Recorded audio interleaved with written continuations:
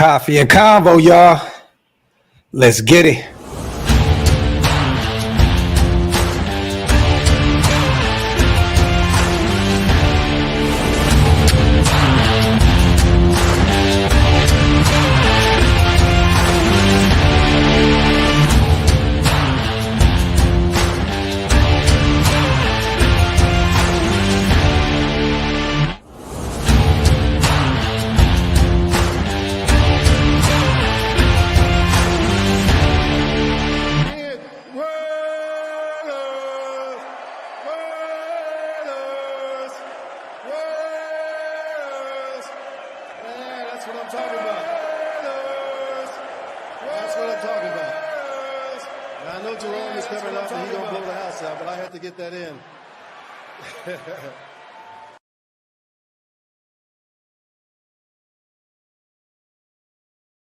Yo, salute to everybody here in the building, man. Y'all know what time it is, man. Welcome to the latest installment of Coffee and Convo.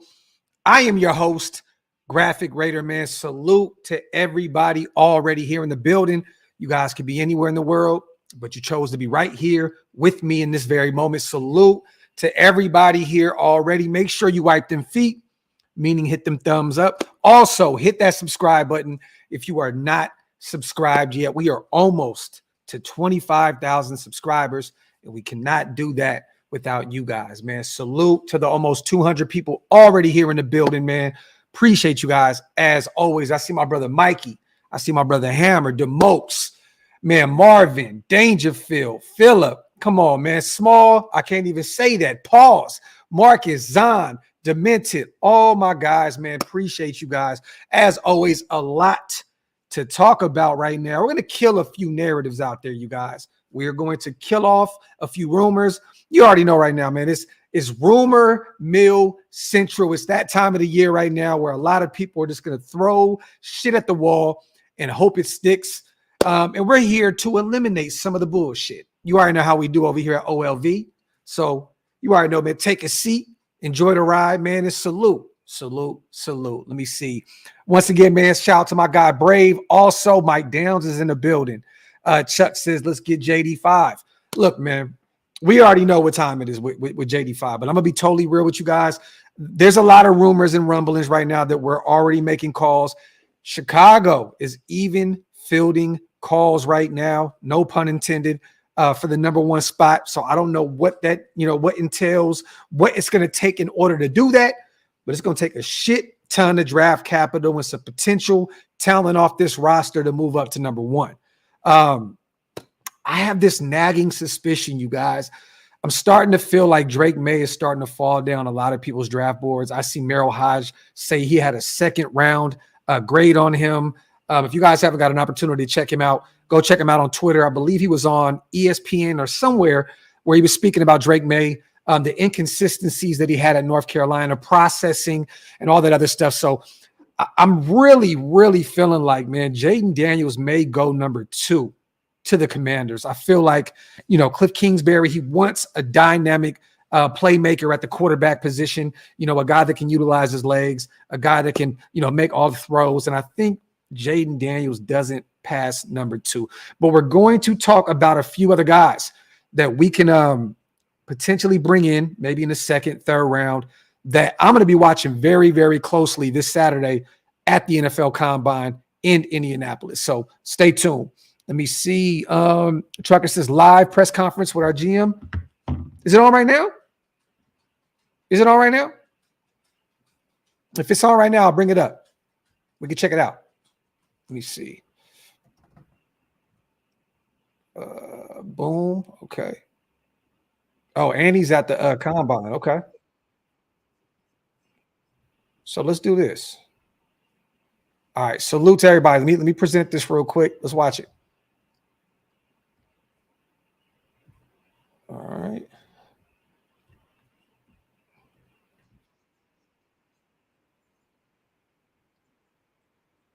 Both as a position coach and as a head coach. That's always nice to have. So I haven't got a chance to really get to know him yet, but I love his background. I like what his resume looks like.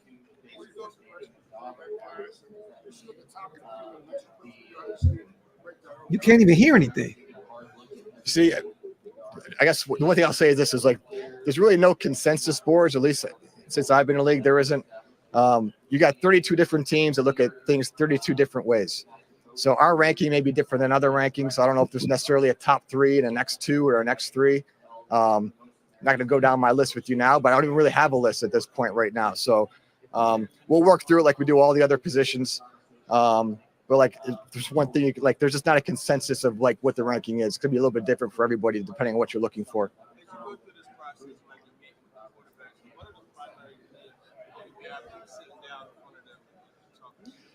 Yeah, I'm going to be honest with you. I'm not really one that needs to sit down and go eye to eye and then walk away in 15 minutes and say, I know if you can play or not. I'm not that good. But what I really get from right now is talking with all of our scouts that have really spent a lot of time watching these players. He's not going to answer. As we move into the next month, talking to our coaches as they evaluate these players, and then I'll have my own opinions as well. We'll kind of take all the information in and then, try and make a decision on whatever position it is. You know what? There's just all different personalities. So it's not like we're looking for one personality. There are all different personalities for different positions. I certainly would never grade someone's personality. I just want to know, are they committed to football? Do they love to play? Do they want to get better? Fly out Friday, King. And like we can all give those answers, but a lot of this, we need to see examples of that. And a lot of those examples happen in the last 3 or 4 years with these players, whether from the recruiting into college all the way through college. We try and get some information that way as far as experiences, more so than somebody just going to tell me what I want to hear.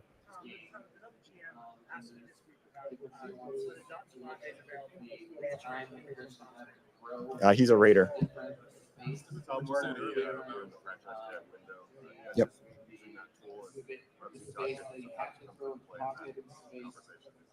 Yeah, I mean, as a GM, we never want to take anything off the table, but I don't anticipate using that tag this year.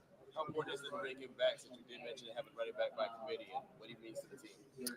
Yeah, I mean, he's a high-level player, and I do want to establish a philosophy with the Raiders that we like to re-sign our own. Doesn't bother me that I didn't draft him. He's a Raider, and he was drafted by the Raiders, so he's a high-level player. So, yeah, we're going to explore pretty hard to see if we can bring him back here and kind of go from there. But he's as far as a player that, running game, pass protection, can really help you win games. Tom looks nervous, man. He looks like he doesn't want to be up there. He looks anxious. Yeah, I've worked with JoJo for a long time. JoJo Wooden tenure with the Chargers. I always thought he came up the right way. He was with the Jets for a long time. Came up in that Parcells philosophy. Talk about Josh Jacobs. Really well. He's just really well experienced, both in college and pro scouting. He's really experienced on how my style of working, and he has a great reputation in the league. So even when he came in our building, he knew a lot of the Raider staffers already. They know him well. So the transition's been really smooth, and it's just adding another person that really knows the game well, has great people skills, can really work with coaches well.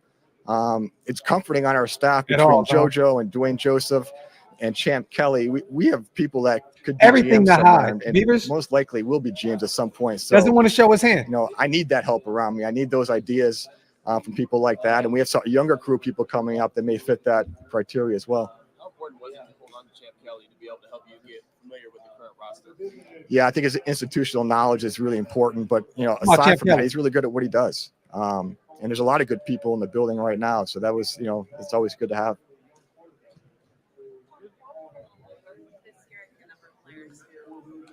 Yeah.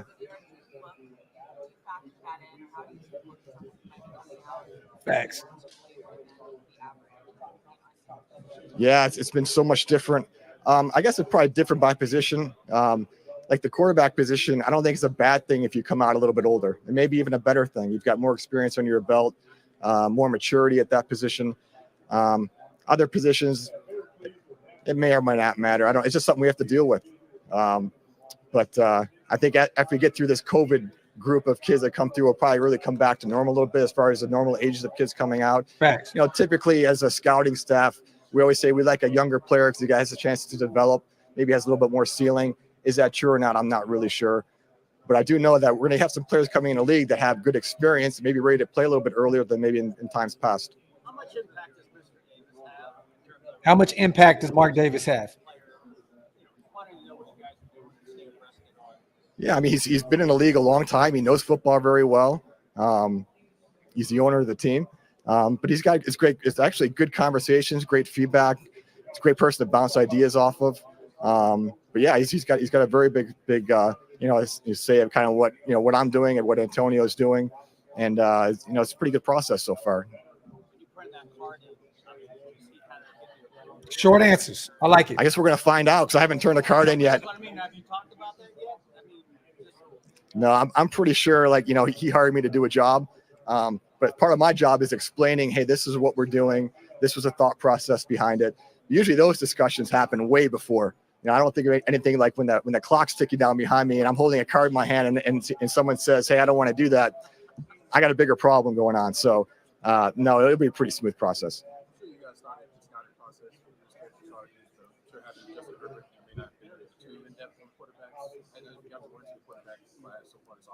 Marcus, we're going to talk about that, brother. I'll say this, and the way we've always scouted, we scout every position like our roster is empty. So just because at the last team we had a quarterback doesn't mean I didn't look at quarterbacks. I mean, we look at everything. You never know what's going to happen in this league. So I like that. Yeah, so I've seen most of them. It's a pretty deep class. The last 5 or 6 years, especially skill positions as far as receivers and quarterbacks, they've been very deep classes, and they've been coming in the league and contributing earlier than they used to. I think a lot of that has to do with high school football and summer 7-on-7. The fact that teams throw the ball so much more in high school than they used to, as well as in college. So we're getting players coming this level, quarterbacks, receivers that are really pretty skilled. So I think that's a positive, but I think this year's class is relatively deep. I think next year's class is really early on, but there could be some depth there as well. Interesting tidbit there. Talking about the quarterbacks in next year's draft.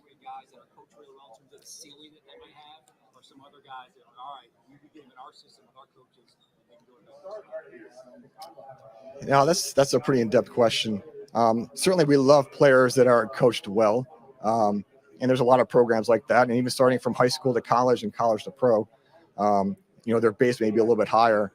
But I think just because you're coached really well in college doesn't mean that you're tapped out and you get to this level and you won't be able to have any more gains. So, look, there's some great coaches around there. Georgia has a tremendous program. You're getting pro-ready players along with some other programs as well. But that doesn't necessarily put a ceiling on them at our level.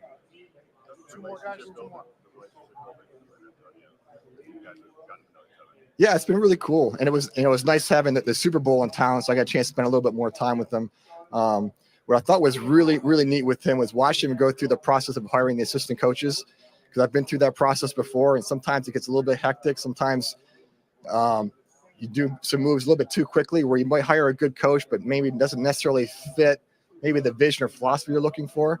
And he really took his time. He talked to a lot of people. I like that. I like that. Did a lot of research, took in a lot of opinions, and put a staff together and took his time doing it. I mean, really, we didn't fill the staff until probably last week. I think we filled it right there. But to see him work through that process, I'm like, you can say he's a first-time head coach, but man, he handled that like a pro to me. So I thought that was just a great sign to see. Love it. Talking about AP and his time bringing in all of these assistant coaches.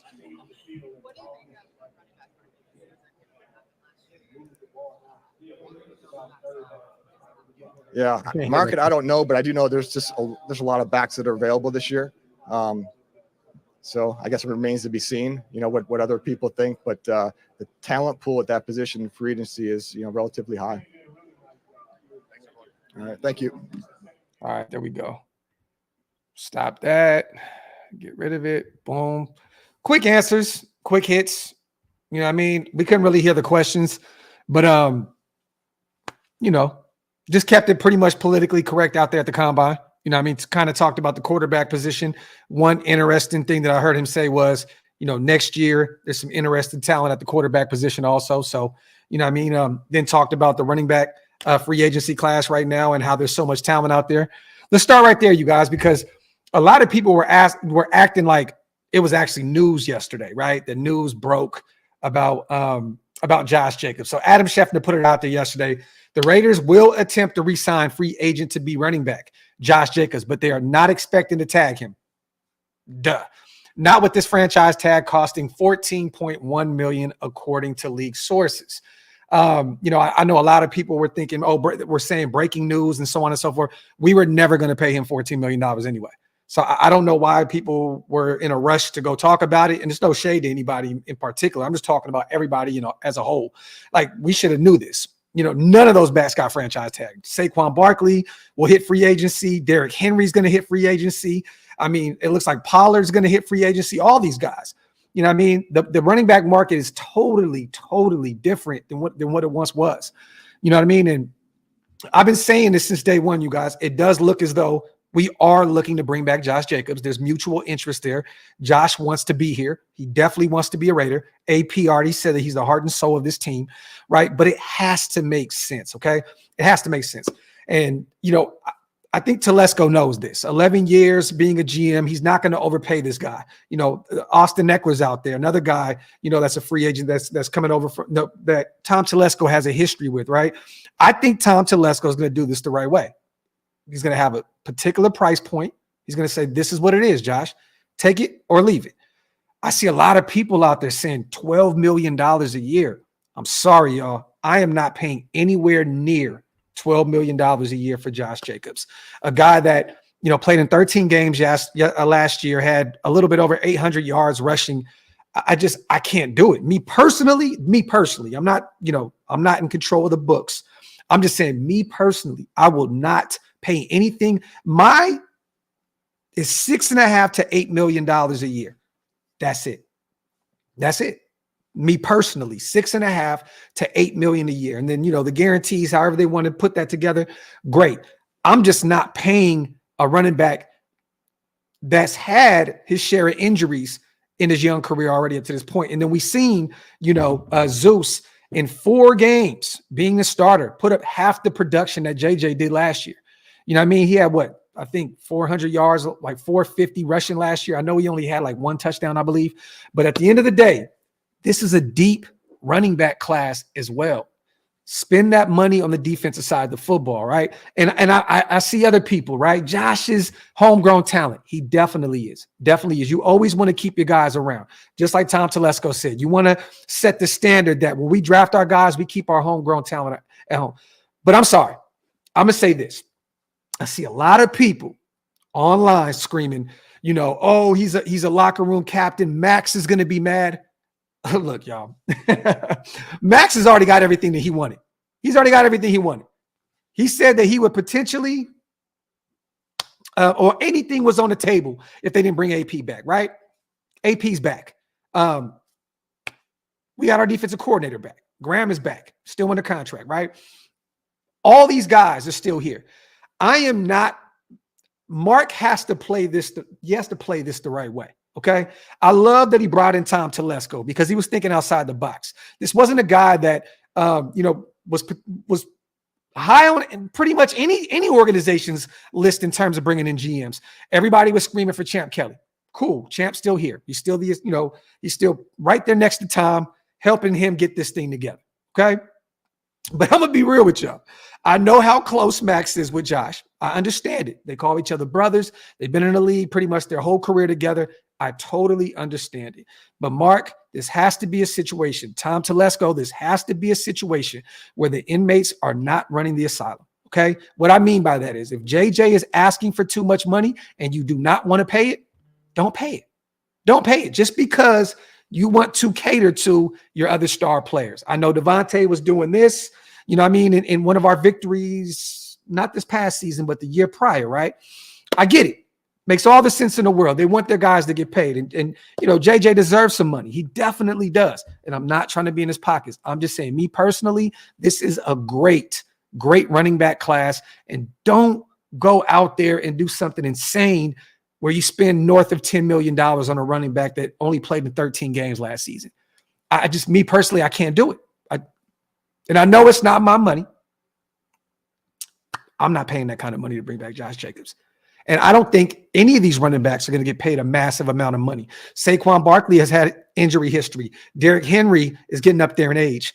Pollard didn't really last year with Dallas. That run game really wasn't flowing like that. It was a weakness of that offense with Dallas. Austin Eckler's also dealt with injuries. So me personally, man, Love JJ. It has to fit in that 6.5 Miles Sanders to $8 million range to bring Josh Jacobs back. You know what I mean? Because once again, those injuries have definitely, started to settle in. Even the year when he led the league in rushing, you guys, he dealt with a lot of injuries. He just fought through it like the monster he is. You know what I mean? But it's a brutal position. And, it's a tough position. You got to get all your money quick, fast, and in a hurry. I'm cool with the guarantee money. You know what I'm saying? Like if you want to give him a 2-year deal worth, I don't know, let's just say it's $8 million a year. You bring him in for 2 years, $16 million deal. Let's just say that's the deal, right? I'm just saying.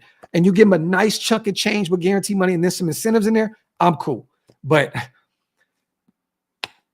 I'm letting JJ walk if the deal is not right. I'm not paying $10 million, $11 million, $12 million to bring Josh Jacobs back. Hey, you can say I'm smoking crack, bro. It's all good. I'm not doing it. Salute to East Coast Gridiron, my guy, man. Appreciate you on a $5 donation, brother. What up, chat? And what up, Graphk? Salute to my guy, man. Hopefully you're out there at the combine, brother. I'll be out there Saturday. Let's link up and get a drink, man. Salute to my guy. Salute to Ant also. I like that Telesco doesn't sound selfish. He relies on his people around him and having people to bounce ideas off of. Yep, he just talked about Champ Kelly being one of them. He kind of reminds me of AP in a sense where he likes being around great minds. Phenomenal comment by you, Ant. Salute to you, my brother. Straight up.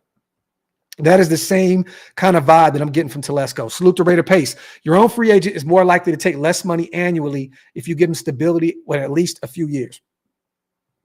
Cool. And this is not me saying that Josh doesn't deserve a bag. He does, man. It's the market. It's the market value. It's the market value. I don't know any team that would be stupid enough to go out there and reset the market at the running back position for what? Like all these guys, none of these guys were franchise tag. Remember last year how this looked. Saquon Barkley, you know what I'm saying? And Josh Pollard, the tag wasn't even it's an afterthought at this point. No one's paying that $14 million. And I'm assuming that Josh does want to get somewhere in that range from 10 to 12 million a year. But it all comes down to the guaranteed money. So we shall see where that goes. Salute to Qua on a $20 donation also, man. Salute, Soldier. The market crashed after Gurley, but no other position suffered the same. We need a money guy that can spell out money amount of years, money or X realistic. 5 years, 50 mil is good. 25 mil signing bonus. Bro, what? I'm not signing Josh Jacobs to a five-year deal, Qua. Love you, brother, and I appreciate you on a donation, King, but 5 years, $5 million? There's no way. He's 26 years old, and he's coming off a season where he played in 13 games. Not saying that Josh can't get it done, and he may come back and be crazy this year. I'm just saying that's a lot. That's a lot. I'm looking at the most to bring Josh back, that 2-3 year range. And even with Josh, Qua, he even said that he wants to stop playing the game at 30 years old. So in 4 seasons, he'll be 30 years old. So I'm assuming, and I don't know, depending on what kind of level he's playing at that point, he may stick around a little bit. But he said it himself. At 30 years old, he no longer wants to be in the NFL. So we shall see. But that's too rich for my blood, brother. Let me see. East Coast, I'll be out there Friday to Sunday. I'll hit you up. Facts. I'm flying into Chicago Friday, driving in Friday night, and then I'll be out there too. So hit me up. Let me see.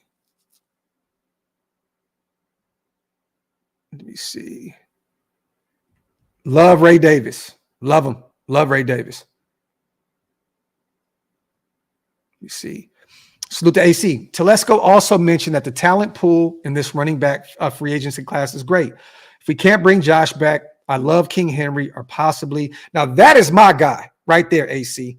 That is my guy, okay? Because you have Zeus, a guy that can, downhill runner, north-south type of guy. You have him.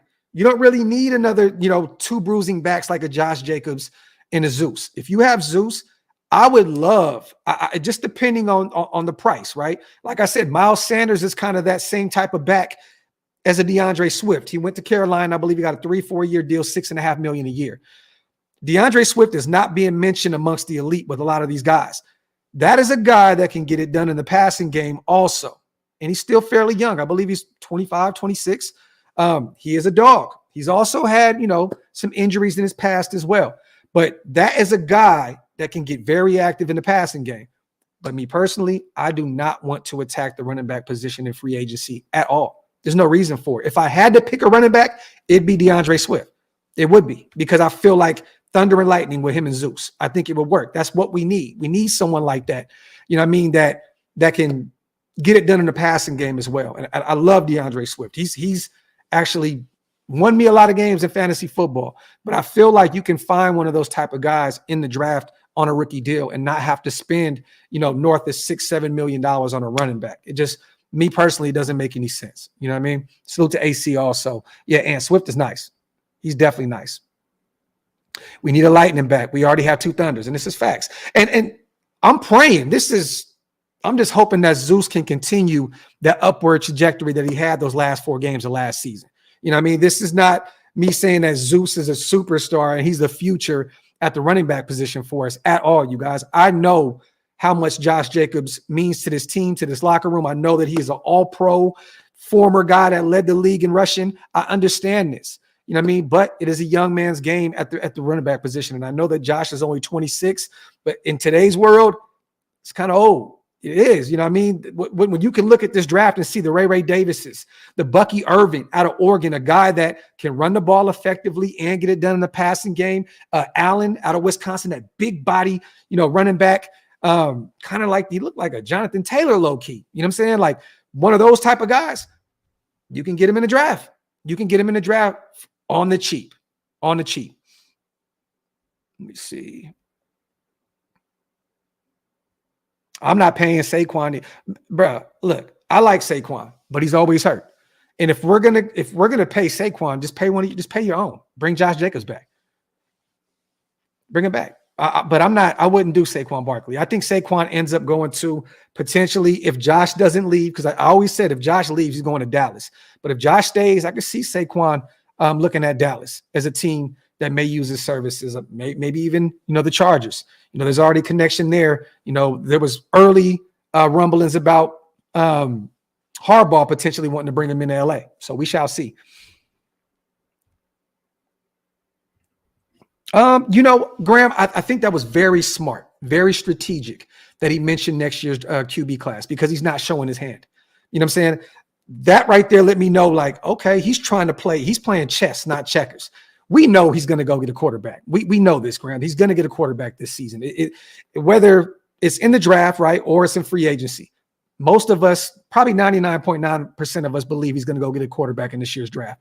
But I love that he's not, he's holding his cards close to his chest. He's just not. I love that, because some people may say, okay, well, maybe they're looking at a quarterback in next year's draft.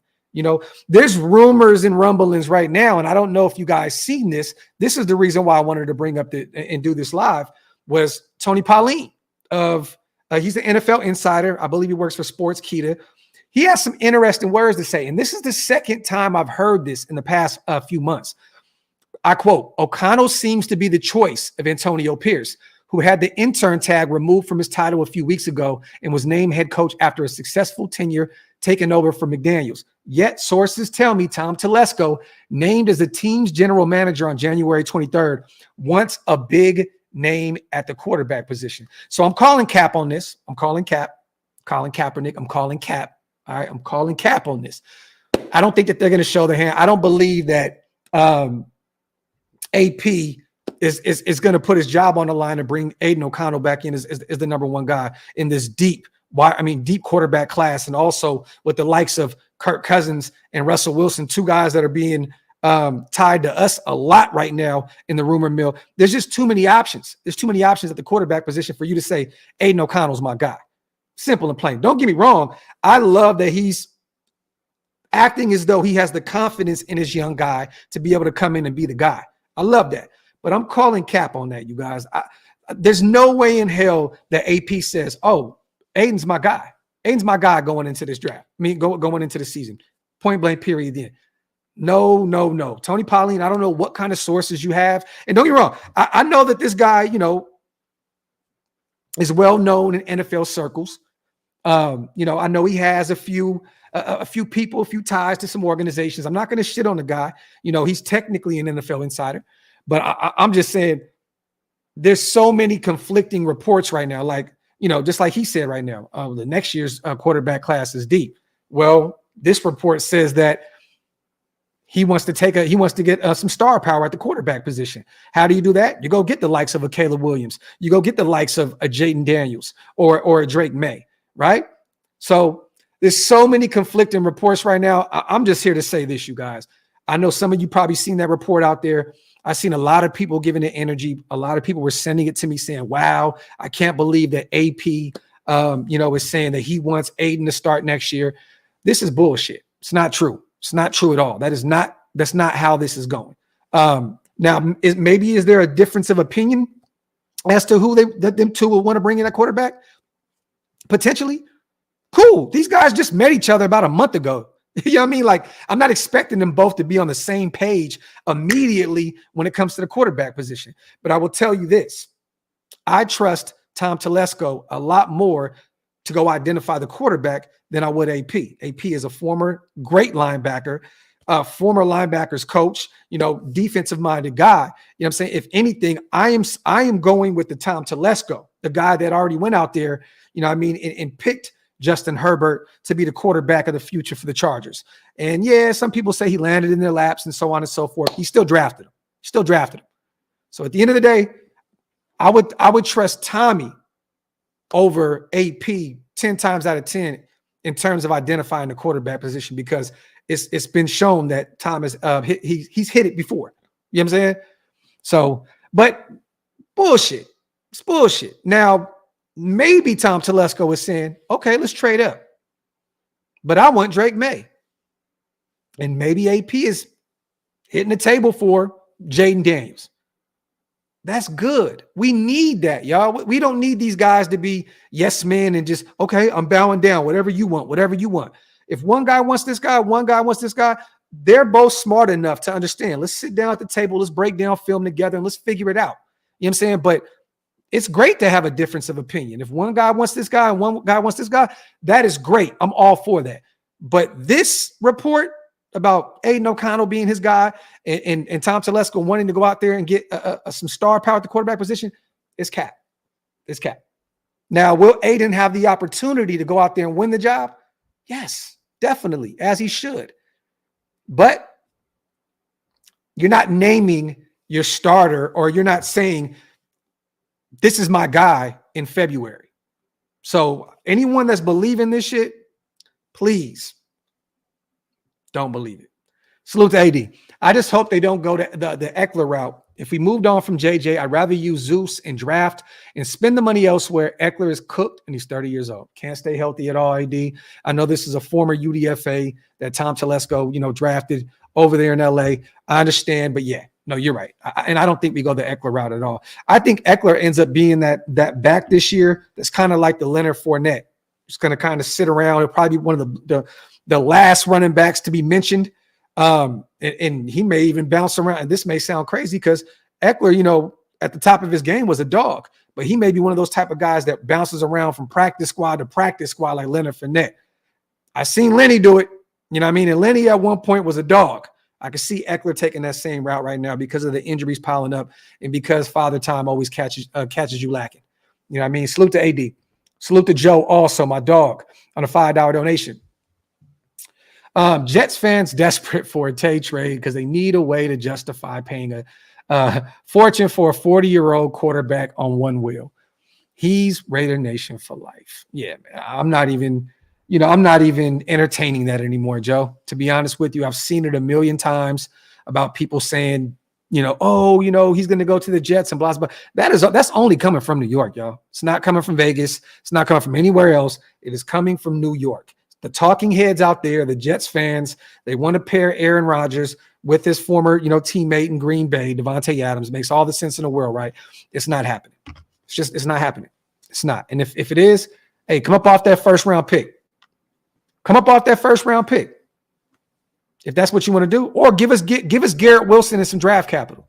If that's the case, but he's not going anywhere. He's not going anywhere. But if you wanted to give me some draft capital and Garrett Wilson, shit. Let me see. Brave, there's reports everywhere that everybody's linked to us. Sam Howell is now linked to us. You know, the young kid out there with the Commanders that did pretty well for those guys last year. You know, he had to throw the football a ton out there in DC, but Kirk Cousins is now linked to us. I believe we are the number one team in terms of what is it like? I forgot what let me see. I think I screenshotted this. I forgot where it was. I forgot, but it had the odds are that we end up landing Kirk Cousins, a guy that's probably going to command north of $40 million a season. It's not going to happen. And then you have something like this from FanDuel, right?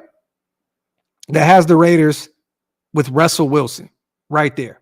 And this is their way too early QB rankings. So you're going to see a bunch of different things right now saying that we're tied to this guy, we're tied to this guy. Until it's official, it ain't. Let's just say that. Until it's official, it ain't.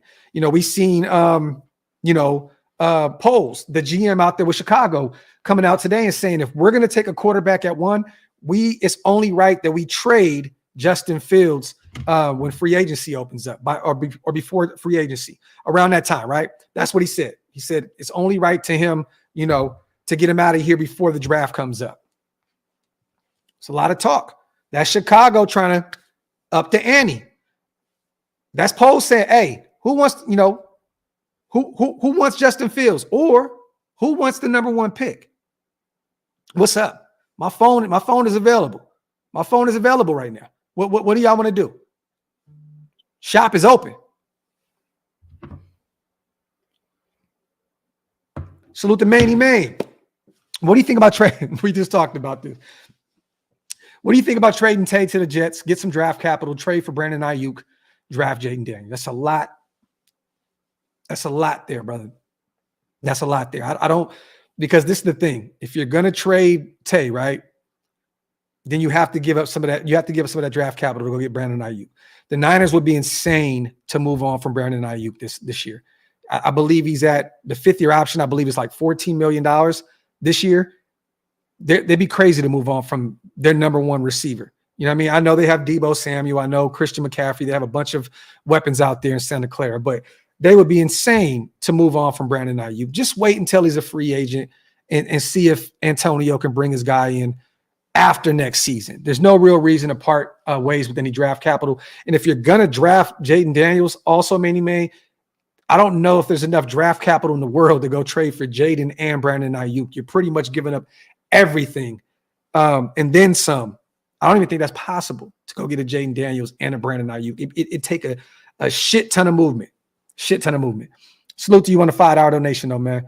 Let me see. Salute to Spivey. Do you go out and get Leonard Williams from Seattle? Yes. And there's already reports, Spivey, that there's interest from both sides, right? Patrick Graham coached Big Cat with the Giants in his time out there in New York. Leonard Williams, well-known Raider fan, grew up in, I believe, born in Bakersfield, grew up in Southern California. He is a Raiders fan. So it's really up to Seattle to see if they're going to pony up a shit ton of money to go get him. But I do believe if you would take any type of discount, it would be with us. You know what I mean? It would be with us. So keep an eye on Leonard Williams. I definitely believe that he will be one of our main targets come free agency. What is it? I think the window opens the 11th, the 12th, and then free agency actually opens the 13th. Keep an eye on Leonard Williams. I think he is the most realistic free agent that we're looking at in terms of not being on our team. Like there's already rumors now that we'd be interested in bringing back Jermaine Illuminor. There's also some rumors that we would like to bring back Greg Van Rotten to be a rotational piece at right guard for us on that O-line. Not a starter, but bring him back to be a rotational guy for us. So, there's going to be a lot of shuffling these next few weeks. So stay tuned. But I do believe that Leonard Williams is going to be one of the first guys that gets a call from us. But Seattle parted ways, Spivey, with some nice draft capital to go get him. You know what I mean? So I don't know if they're just going to let him walk. I know that they got to free up some money. I know they have some other guys that they need to pay. But keep an eye on Leonard Williams. Beavis says, DJ Reader, I'm going Leonard Williams all day, every day. All day, every day. Point blank period. I think Reader's coming off an injury out there in Cincinnati as well, Beavers, right? You know what I mean? So, but I like DJ Reader. I just think that Leonard Williams, he's a guy that, like I said before, I've said this a million times, you can actually kick him outside as well. He could play some D end. You know, he could play defensive tackle, a guy that, brings versatility to the defensive line. Graham loves versatility. He loves players that can play multiple positions, and Leonard Williams can move up and down that defensive line. So I'm going Leonard Williams, and with the familiarity with Patrick Graham, I think it's just a home run, man. Salute the Beavers, my guy. Salute to my brother, man, Jason, my dog, one of the GOATs, man. Appreciate you, my brother, and salute to the new members that were gifted those memberships. Jay, I got to hit you up, bro. We got to get together, man. I was going to hit you up the other day, last minute. Marquette hit me up to go to the cigar lounge. Salute to my brother, Marquette King. I had a phenomenal day the other day with him. We had some drinks, had some cigars, shot the shit. And I want to say this real quick too. I got to kick it with DJ Hayden's dad, man. Man, a phenomenal human being.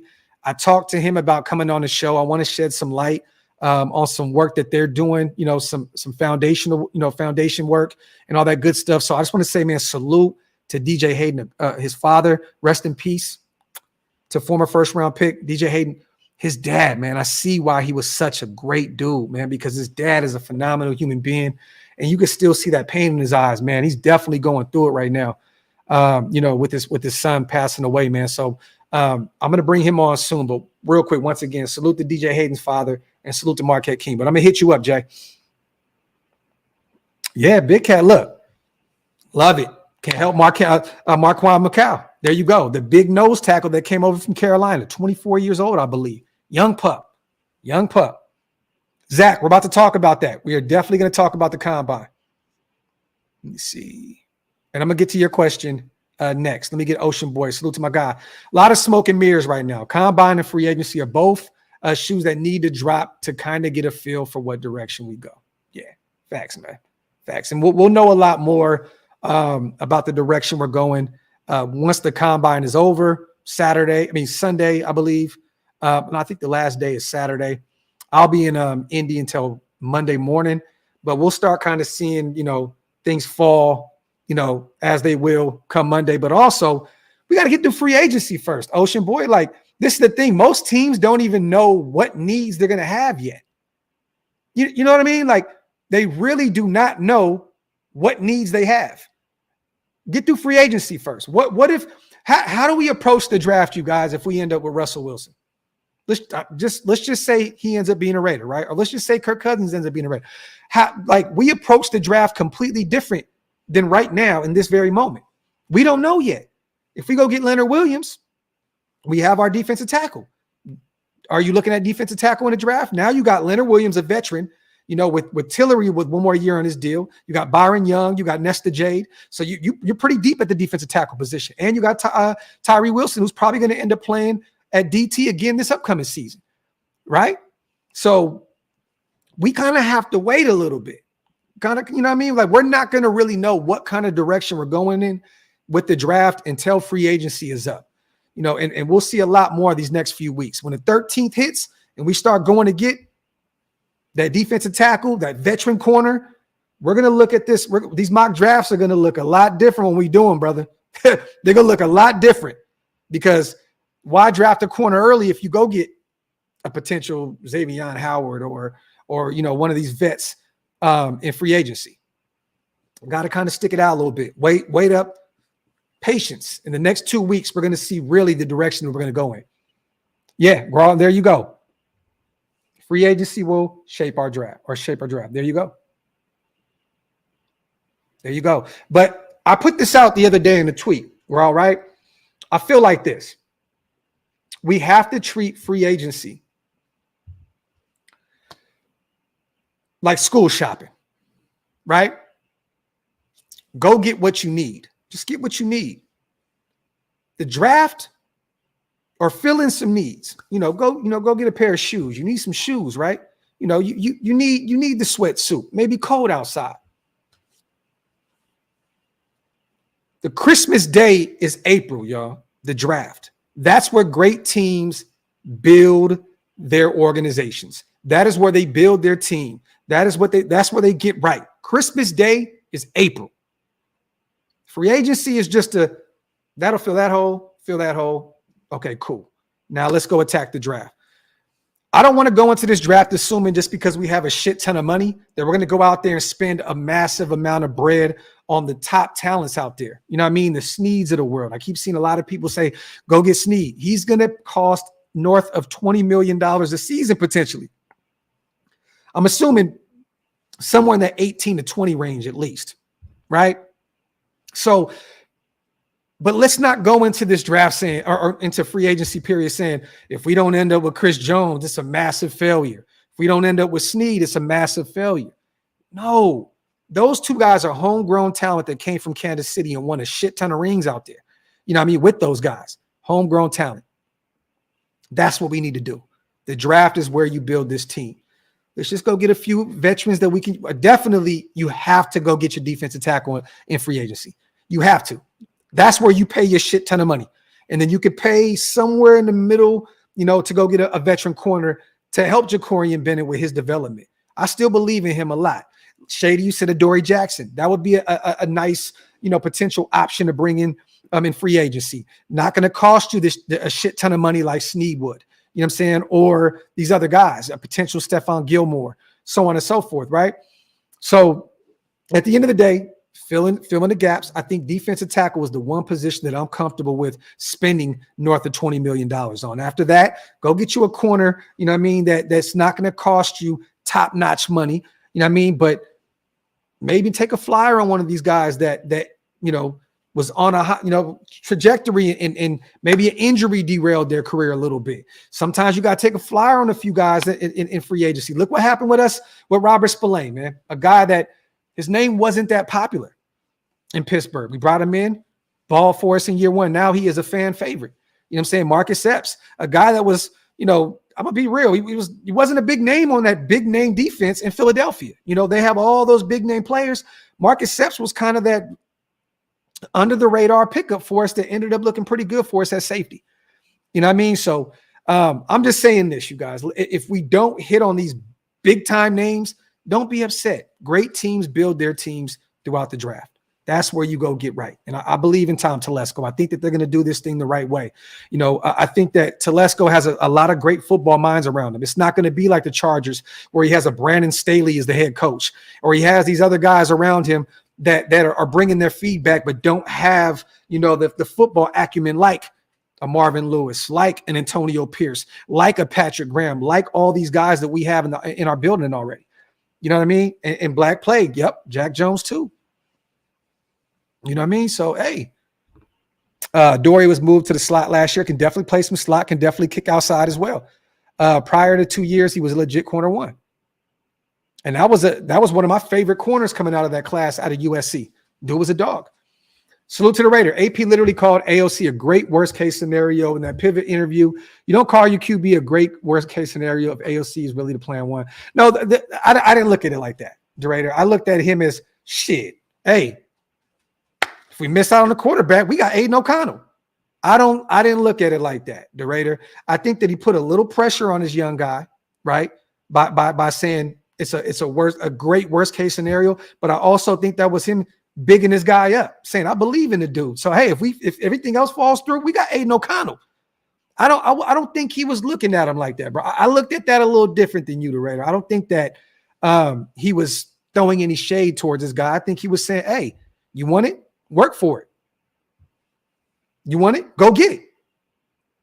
Put a little pressure on this guy, but I don't think he took a slight or a jab to him at all. I don't think so. Salute to the Raider on a $10 donation, my brother, as always, my guy. Salute to DeMarcus Webb, my boy. Thank you for that school comparison, Graphk. People too quick to lose focus and just want to throw the bag at big names. We've done it in the past. And it rarely works out. It rarely works out. Great teams fill holes in free agency, and their bread and butter is the draft. Point blank, period, the end. Simple. It's a simple philosophy, you guys. Go get some of those people that can fill in some holes like we did last year. I love what we did. Robert Spillane, Marcus Epps, those type of names, you fill them in. They were starters all year long for us. That's how you do it. I think Leonard Williams is one of those type of names. You bring him in, he's going to be a guy that's played at a high level in the NFL, and he's playing for a team that he loves. And then he has one great edge rusher on side of him, Max Crosby, and one really good one with Malcolm Kuntz. Let me see. Yes, Rich, I'm flying out Friday, brother. I'll be out there 7, 8 in the morning, Friday.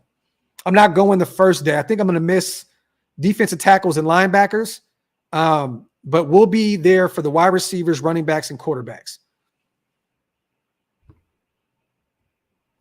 Facts, bro.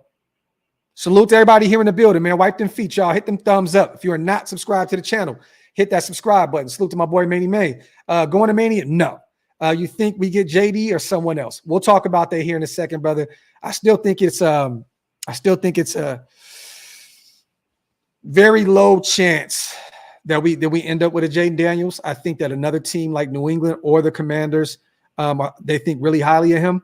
I don't think there's any way that look, let me just say this. There's a very slim chance that we end up with Jaden Daniels, but I would love it. But I'm not going to Mania, man. Those tickets are crazy right now, bro. Crazy. I looked the other day. It's like $700, man. And then the flight to Philly, nah, I'm cool. Let me see. Okay, hold on. Lucky, I'm going to read that. But 1 second. Salute to bit. Now, this situation was a little different, though, 83, okay? They already had Matthew Stafford. They had Aaron Donald, okay? They had Jalen Ramsey. They had a shit ton of players already that were already there. They just needed some to fill in the blanks, fill in some holes, right? They definitely sold the farm to get a championship, and it rarely works. With the Rams, they're one of those teams that snuck through the cracks, and it worked for them. It worked for them. But let's not act as though they didn't do that for years and it didn't work. They lost the Super Bowl. Like they got one when they beat Cincinnati. They definitely did. But all I'm saying is they sold out for so many years, and then it finally panned out when they went and traded for Matthew Stafford. You know what I mean? So rarely does it work, but you're right. They're one of them that did. They went through trade and getting rid of draft capital, all that other good stuff. You're definitely right. But it rarely works. Salute to Lucky King, my guy. I read an article that I read from the Raider Wire. We would be a good fit to trade. Yes, we've talked about this a lot, Lucky King, over here at OLV, a guy that I met personally out there in Atlanta. My sons went to their camp. I would love to have Derek Brown. He is one of the most underappreciated defensive tackles in the league, and it's probably because he plays for Carolina. This guy is a dog. Watched him very closely since Auburn in college. I personally, right now, Lucky, I would reach out to Carolina. They're still in that rebuilding stage. They got to pay Brian Burns. He's going to cost a shit ton of money. I would do it. I would reach out to them and say, hey, I got Hunter Renfrow, a guy that's from the area, from the Carolinas, went to school at Clemson, and I got a 2nd-round pick. What's up? This is Derek Brown's last year on his contract. I would definitely I would get rid of a 2nd-round pick to go get a Derek Brown. And he's only 25 years old. He's still hella young. He's still on his rookie deal. So yes, look, give Bryce another weapon and Hunter Renfrow. Take him. I know they got Adam Thielen still, so I know a slot guy is technically not a need, but give him another weapon. Give him another weapon and give him a 2nd-round pick. I would go get Derek Brown. But I definitely read that article. And we definitely talked about that, Lucky, a lot previously. But I would give up a 2nd or a 3rd with Hunter Renfrow if they would do that. Definitely, man. Derek Brown is one of those guys. He's a dog. 83, it's all love, my brother. Well, Carl, this is the thing.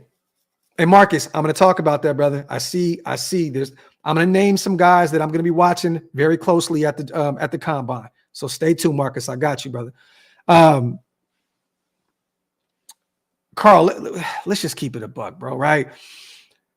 Any of these guys are disposable. Like let's not.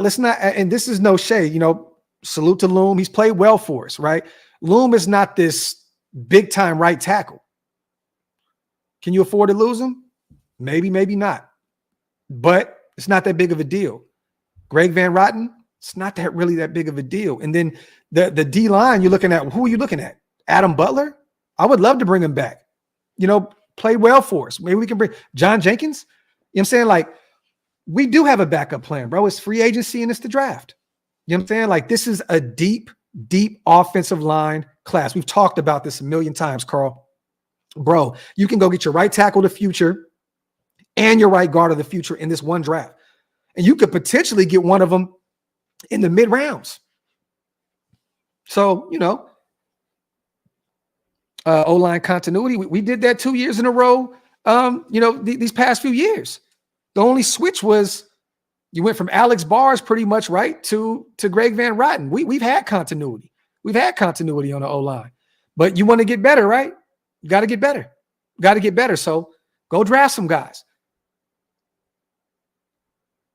Let me see. Salute to my brother, man, Jason, once again. Blessings to you and the family. We're going to Mania 2026 in Vegas. The Demon King needs to beat it. Let's do it, Jay. Hey, matter of fact, hit me up, bro, because SmackDown is the 8th, I believe, out here, and The Rock's going to be there. I was looking at tickets last night. Let me know if you're going to go. Salute to the 1,000 people here in the building. I appreciate you guys, as always. Salute to Grizz. Fact of the league. You're always looking to improve the trenches, even if you're the best. Facts. Facts, man. Facts. I just don't think that anybody on that right side of that O-line is like, you can get better. You can get better. You can definitely get better. And Marcus, you're right. You could literally get 3 starters or 3 to 4 starters through this draft alone. Potentially more than that. Potentially more than that. Combine is coming up, you guys. Me and Stu will be there Saturday. We're going to be out there watching very close. I know a lot of these quarterbacks are not going to be throwing the football. Drake May, it was said today that he's not going to be throwing the ball. Caleb Williams not going to be throwing the football, which I understand. I get it. One thing about these guys, they're out there throwing footballs to receivers that they've never thrown a football with before. You know what I mean? You don't want to lose potential millions of dollars going out there trying to throw the football around with some people you don't have chemistry with. I understand why Caleb Williams, Jaden Daniels, and Drake May are not going out there and throwing the football. There's no real reason for it. They're kind of already locked in as those top 3 quarterbacks, right?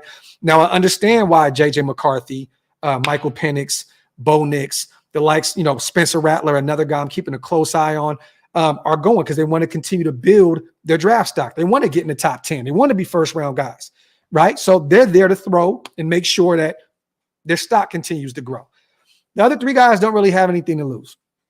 They really don't. They really don't. And like I said, that chemistry without the at the combine, throwing the ball to receivers that you have no history with, that's tough. I wish I would lose millions of dollars going out there and watching receivers drop the football, run the wrong routes, and make me look bad on national TV in front of every GM in the NFL. I understand. Caleb has nothing to lose. He's already probably the surefire number 1 guy. Now, me selfishly, I'm pissed. I'm upset because I wanted to go out there and see Jaden Daniels throw the ball. I wanted to see Caleb Williams. I wanted to see Drake May. You know what I mean? But it is what it is. But some guys that I'm watching very closely, we're going to start with Spencer Rattler. I'm excited about him. I am. I know he didn't have a great year by any stretch. I believe he had like 19 touchdowns and like 8 picks. It wasn't great production, but I think he can get it done at the NFL level. At one point, he was called Mahomes Jr. and so on and so forth. I'm excited to see what he can do. And JS, you're right. They're going to be throwing at their pro days with guys that they communicate with, guys that they have a rapport with. So it makes all the sense in the world. But I'm looking very closely at Spencer Rattler. I want to see what he looks like out there at the combine.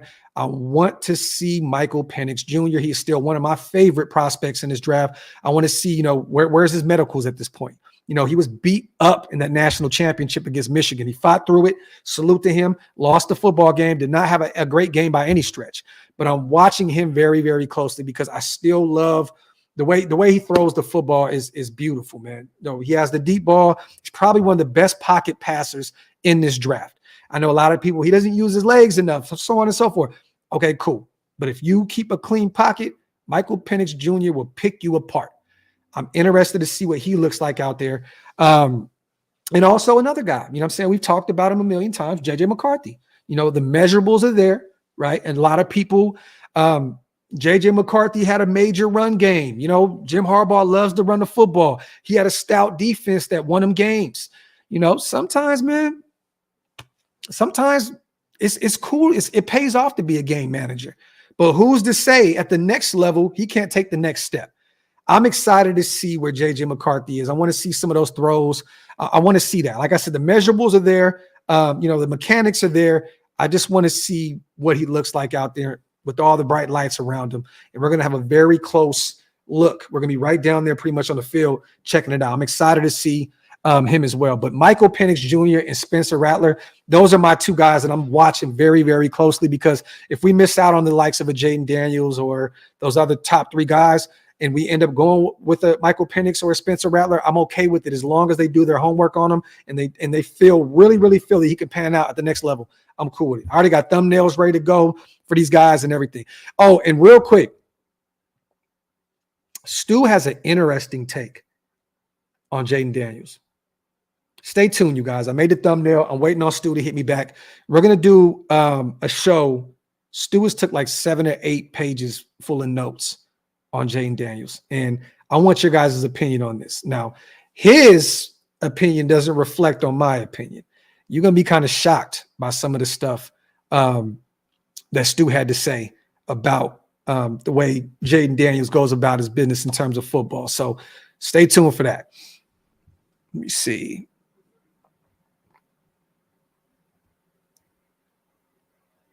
And that's, look, definitely threw too many picks. Definitely plays a little bit of hero ball. But he'll put on a show in Indy. This is facts. This is the kind of stage that takes Spencer Rattler from that 3rd to 5th round range to a potential first, is the underwear Olympics, because he's going to go out there and cook and look really, really good and build his stock up. And he's going to be one of those guys. But will it translate when real football comes around? That's the major question. Salute to Coy. Appreciate you on the $5 donation, family. I feel that we are a DT away from handling business. Also need a slight step up in the quarterback room. Love your content, Graphk. Raiders. Salute to my guy. Thank you for the great words, my brother. I appreciate you. That means a lot to me. And you're right. The trenches. A few pieces away on that O-line, a few pieces away on that defensive line. I think we're going to be all right going into the season. But we do need to see where we are in terms of direction when it comes to the quarterback. Definitely, man.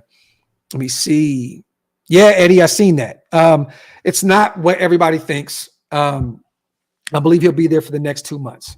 So he is just out there helping these guys. It's funny that he's the one that fired Derek Carr, and now he's out there helping them scout the draft. So for those who didn't see it, Ziegler did get hired by the Saints to be like an advisor for the draft. So he'll be out there, I believe, until the draft is up, and then they'll no longer need his services. But that was an interesting pickup for the Saints. It's funny, man. Saints go get Derek Carr. They have not Lane Kiffin. They have Dennis Allen, another former Raider guy. And now they go get a former Raider general manager to help them with the draft. It's actually really, really, really funny, man. But crazy. Appreciate you, James. That means a lot to me, family. Thank you. Let me see. Salute to everybody here in the building, man. Let me see. Alpha says we might end up with a 3-headed monster at the running back position. Could possibly. No, that's not going to happen. Telesco said we have a stable of running backs. No one running back should do it all. Yeah, he didn't mean to go get 2, former Alabama products and bring them, together. There's no way you're paying Derrick Henry and Josh Jacobs together. There's no way. No way, Alpha. But who's to say he's not really high on a few of these guys that we still have on the roster? I mean, look, I may be reaching here, but we still have a guy in Britton Brown, a former 7th round pick out of UCLA that was on the IR all year last year. We still have a young kid. I'm not going to say his name because y'all going to kill me. Sincere McCormick on a practice squad. So, I don't know, but yes, you want to have, a different type of running back room. You want to have a guy that can get it done in the passing game, which Jacobs has stepped it up a lot these past few seasons. So salute to him. But I don't think he meant to go get, a Josh Jacobs and a Derrick Henry. There's no way in hell, bro. You put $20 million+ to your running back room. It's not going to happen, especially with the aging Derrick Henry, and then going to cash out Josh Jacobs. I don't see that happening, brother. Let me see.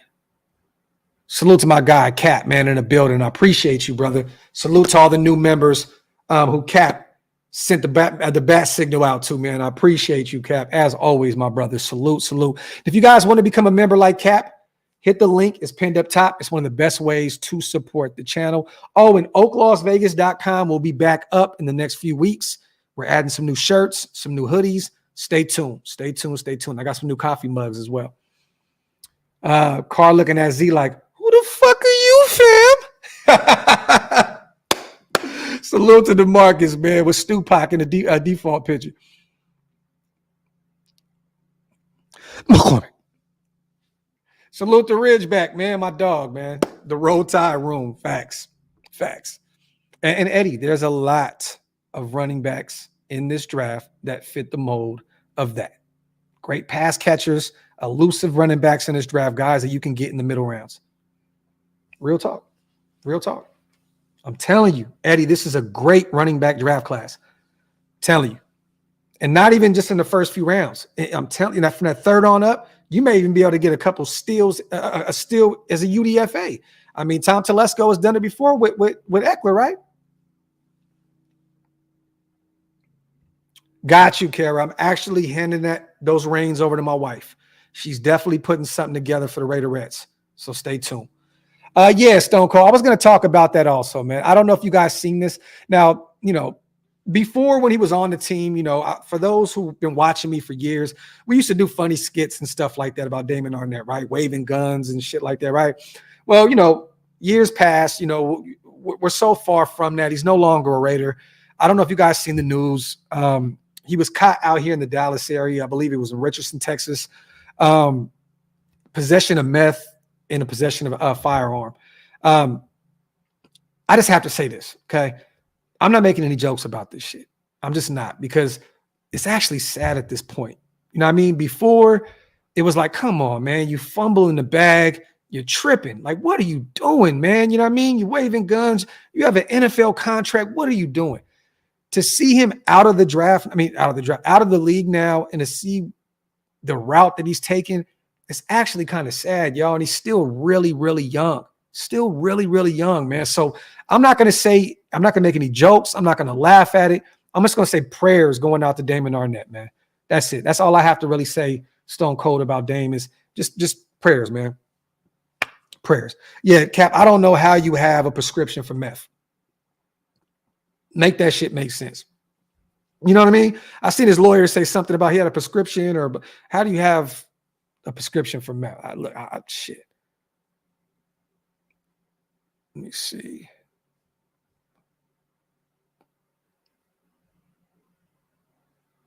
Yeah, it made no sense.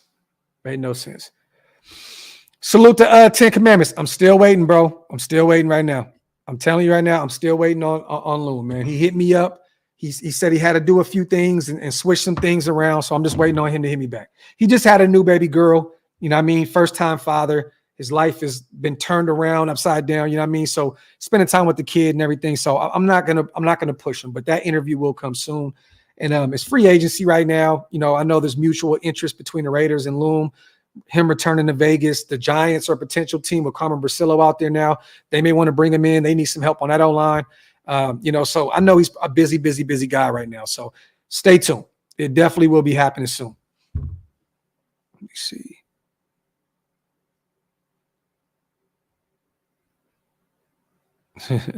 Salute to everybody here in the building. Josh, the total opposite, brother.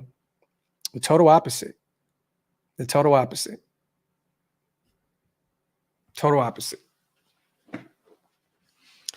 He called a lot of people crazy. Let's just say that.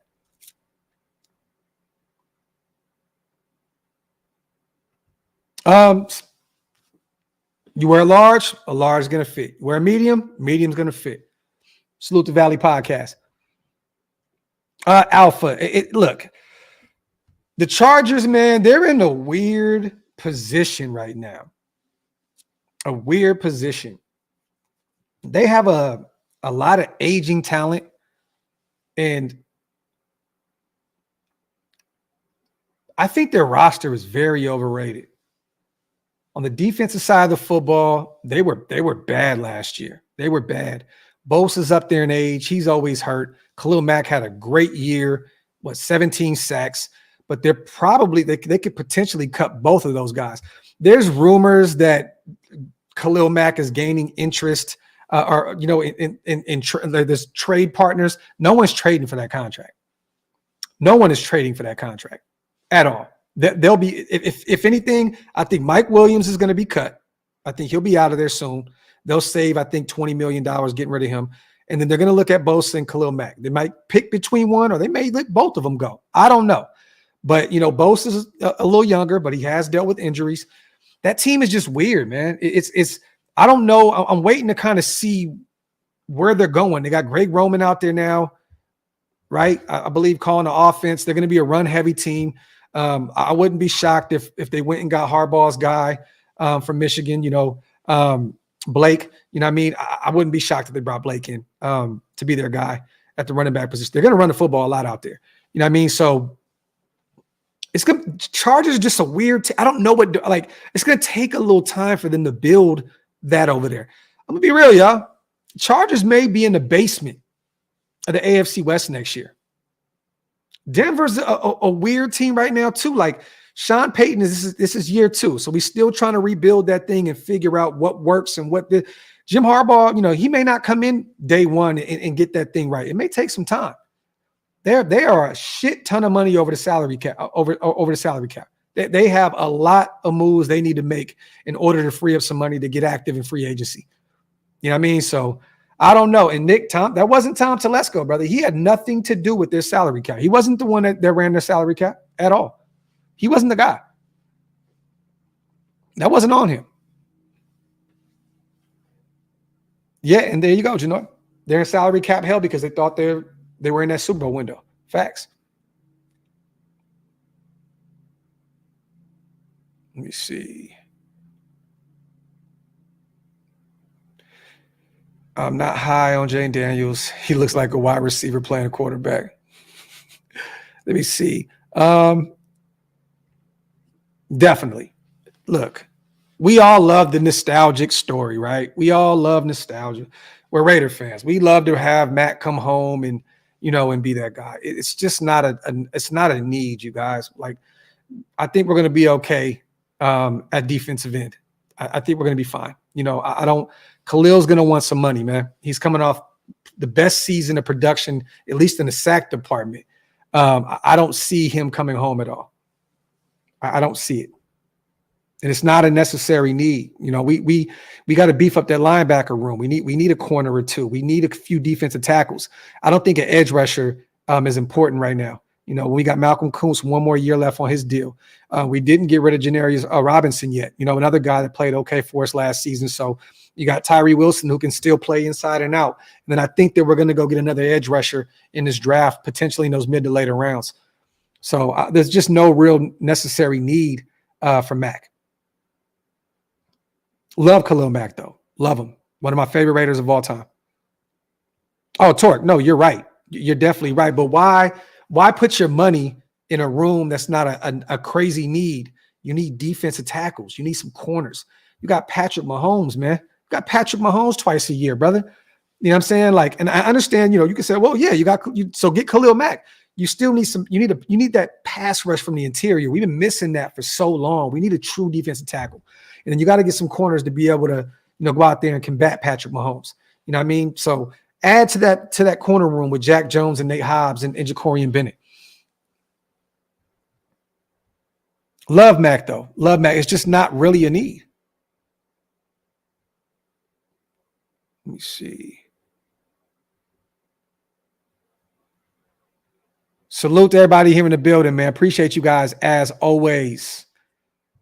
Great comments in the comments section. I'd be all for that, but there's a lot of rumors right now, Sin, that he's going to go to the Houston Texans. There's a lot of rumors about him going down there, playing for that playoff team.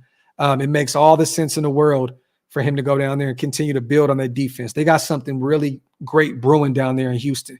And I believe he's from the area. I think he's from Texas. I could be wrong. Let me look that up, but I think he's from here. And it's another, well, Vegas is too, Nevada is too, but it's another non-state tax state. You know what I mean? So it makes sense. And he's from Houston. So he's born there. So I can see the Texans making that move when he's officially cut. I can definitely see him going to Houston, and that makes all the sense in the world for him. But I would love to bring in the former All-Pro. I would love it. Let me see. You're right, CPT. But it's year 2, man. It's year 2 now. You know what I mean? Like, the jitters are off. The anxiety is no longer there. Go out there and just play ball. You know what I mean? And Jacorian showed some signs of life, and then he also looked like a rookie last year. So, but I'm still expecting him to take that next step in his development this upcoming season, man. Yeah, Cap. Yeah, definitely. Max, I would love that, man. Jack Jones next to a Mitchell. Man, the young kid out of Toledo. Woo. That would be nasty. Salute to Nick, man. Salute Graphk Fire. Thanks for the great insight and answers. Appreciate you, man. Thank you, brother. Thank you. Let me see. Cowtown says Jacorian's too small. I like TJ Tampa too. I like him too. I see a lot of Arnold, Jenny, a lot of mock drafts, a lot of so-called draft specialists and shit like that. I got, a lot of people, saying that Arnold out of Alabama is going to be a Raider. If it happens, it happens. Arnold's a dog. He's a dog. It definitely fits what we do in Vegas. I think he'd be a monster out there. Let me see. Salute to Joe Gatlin. I see you, brother. He said, I do love how Telesco said Adams isn't going anywhere. Put the rumors to rest. Factory. Sin, definitely, man. When you got, Max Crosby pounding the table for you, potentially a Josh Jacobs pounding the table for you, Devontae probably behind the scenes, telling people, come on, pull up out here. Definitely. Look, man, Pierce right now is the fun-loving story in the NFL. You know what I mean? Who wouldn't want to play for a guy that's going to go to bat for you? When Pierce said he put his job on the line by letting Max go out there and play with that knee injury, when he said, he put his job on the line a few times for certain things. He said he would have did it if he had to run the offense. Like, he just says everything right. Like, what player wouldn't want to play for him? Like I said before, I'm just hoping that turns into results on the football field. But yeah, man, definitely. Stone Cold. I like Jordan Morgan a lot. And I'm seeing him rise up a lot of draft boards too. The young kid out of Arizona, the tackle. I like him a lot. Did you see that? Yeah, I seen that, Chris. Definitely did. Let me see. I like that. Jenny says he's a Swiss Army knife.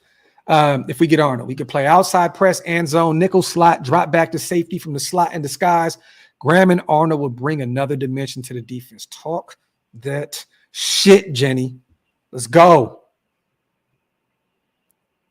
Caltown says take top defensive tackle in the first round and sign Williams in free agency. I think that's not the way to go, Caltown, at all.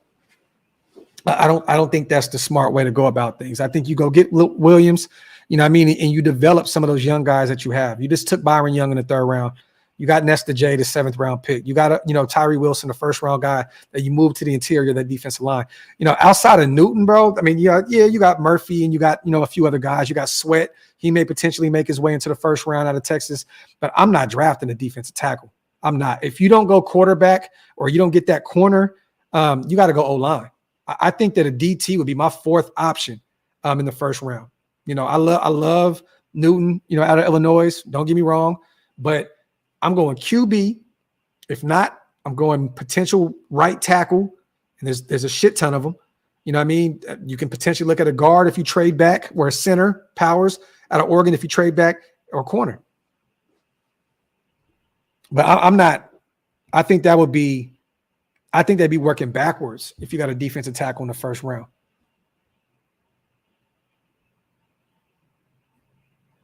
The thing is, you pick certain positions in free agency and you say, that's how we're going to do it. Me personally, if I'm the GM, if Graphk Raider is the GM, I'm going to approach defensive tackle and going to get a veteran corner in free agency and maybe get a Robert Hunt from Miami, a guard that you can, fit right in at right guard and allow Greg Van Roten to walk, and you have an upgrade instantly. If I'm gonna be real, if free agency ended with Leonard Williams, a veteran corner, let's just say you brought in Stephon Gilmore, which I think he stays. I think he stays in Dallas. But let's just say they let him walk and test free agency, right? If you end up with a Gilmore, a Leonard Williams, and a Robert Hunt, I'm cool with that. I'm cool. There goes your free agency. Boom. I love it. I love it. 3 players that, are kind of at this point in their careers underrated at the respective positions. Robert Hunt, Stephon Gilmore, and Leonard Williams, Big Cat. Salute to Wade, my people. If we trade for the number 1 pick, do you think we go after Caleb or still draft Jaden Daniels?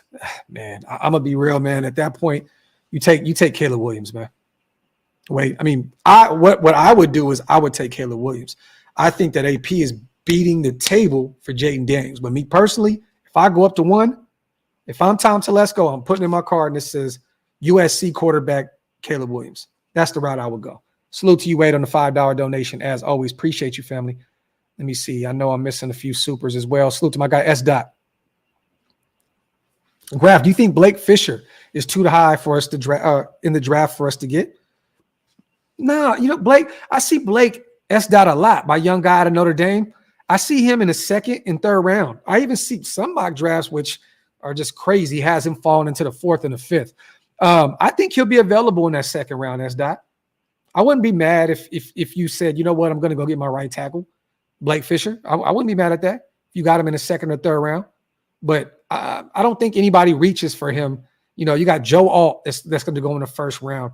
You got Mims out of Georgia. You know what I'm saying? You got the young pup out of Alabama, right tackle. There's too much talent. I don't think that Blake Fisher goes anywhere near that. You know what I mean? So if we look at Blake Fisher in that 2nd, 3rd round, I'm not mad about it. As a Notre Dame fan, I like Blake Fisher. I like Blake Fisher. Ray McClain, I appreciate you, brother. Let me see.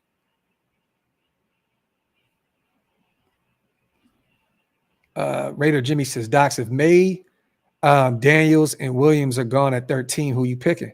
Me personally, I trade back. Jimmy, I trade back. I trade back into that 20 range. Pick up an additional 2nd or 3rd round pick. You know what I mean? Pick up some extra draft capital and beef up that O-line. That's what I would do. If you can't move into the top 3 and you can't get one of those guys, Arnold may still be on the board, the corner out of Alabama. There's going to be a lot of talent, a ton of talent at 13. But if I can trade back into that 20 range, I would do it.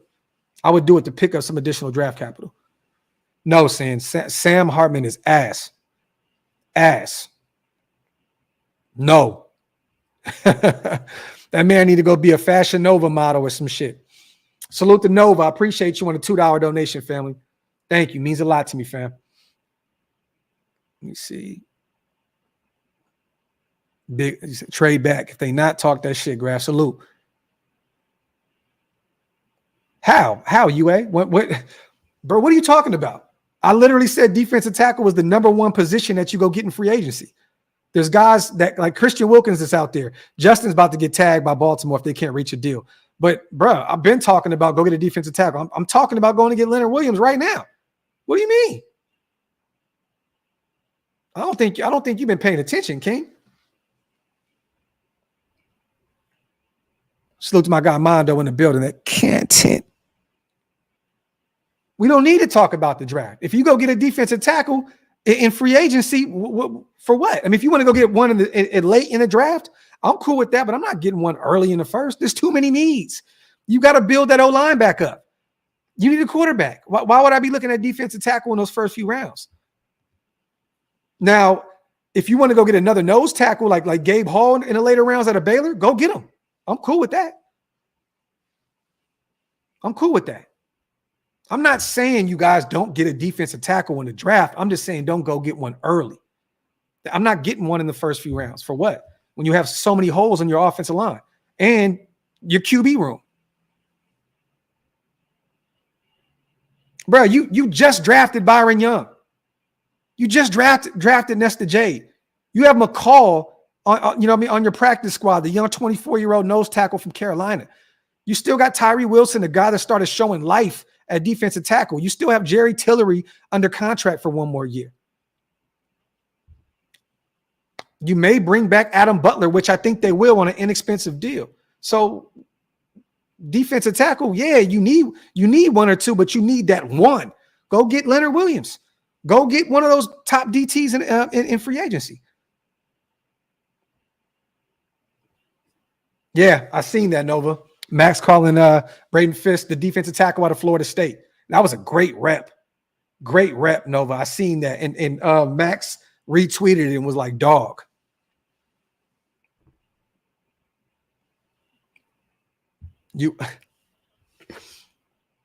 UA. Can anybody else in the chat let UA know exactly how I said the order about how I would go in the draft?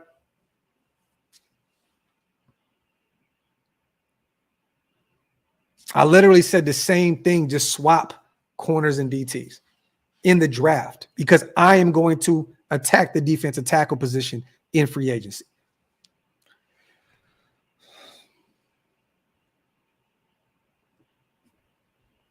Salute to my guy, Rube. Hart wants Daniels. Best for team, I feel, is Penix because we have a lot of needs. Get a franchise tackle or corner at 13 and go jack up for or go trade up. I think that's what you're trying to say for Penix late first. I'm all for that. Rube, I just did a draft where we didn't trade up. Okay. I want to ask you guys, what do you think about this?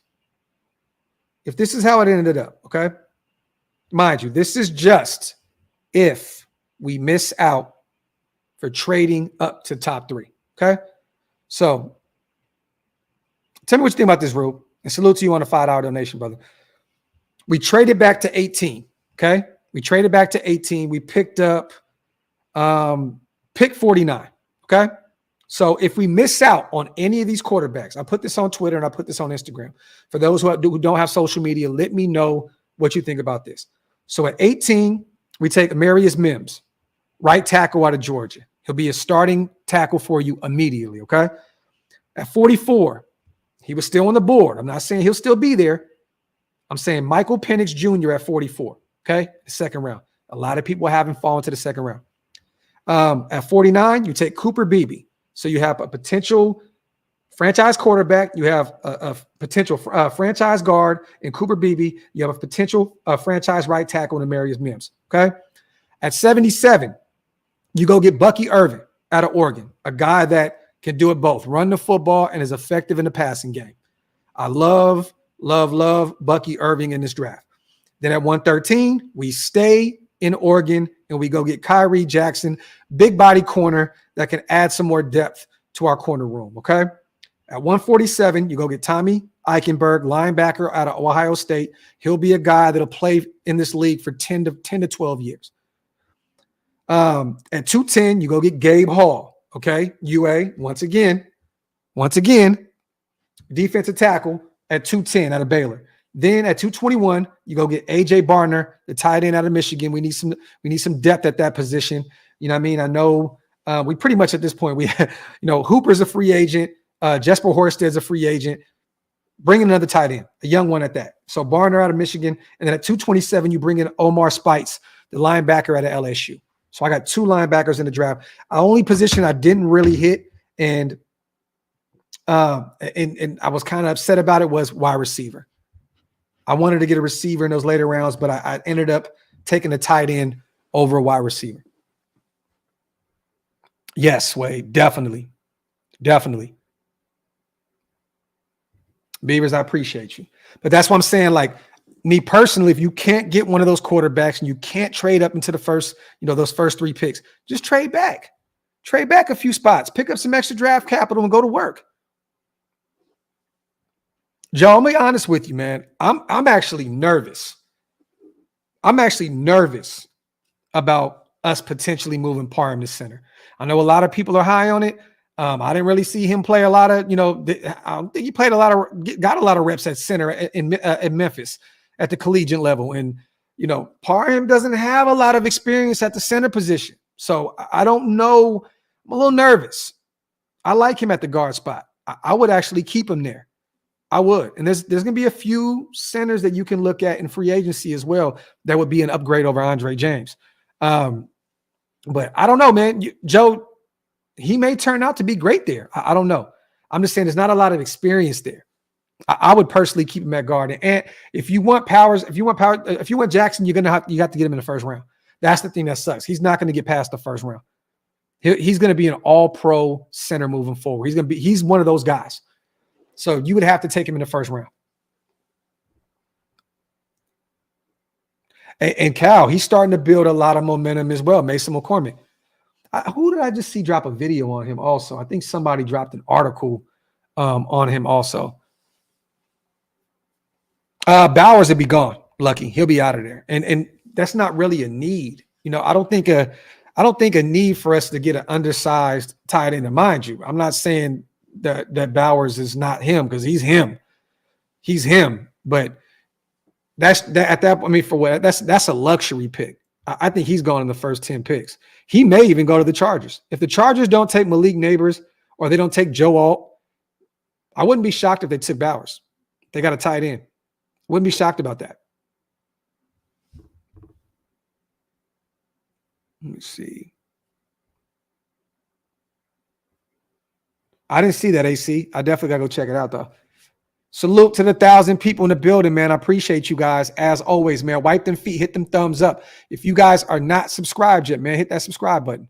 Salute to Stone Cold, man. Fuaga at 13 is the move if he's still there. Kid's a mauler for sure. I'm not against that. Love his game. Love the young kid's game.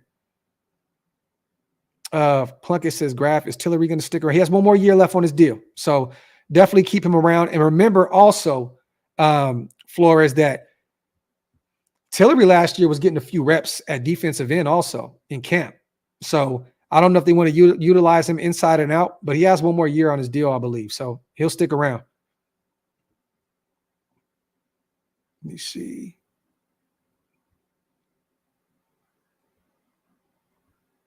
Salute. Rick L., one of my favorite guys in this draft. Van Pran out of Georgia, the center. Love him. Damn, I was taking him in damn near every mock draft. If he's available, at some point, just don't take him in the first. But if he's available, after that, I wouldn't have no problem addressing the center position if they're not moving, our young guard over. Let's see.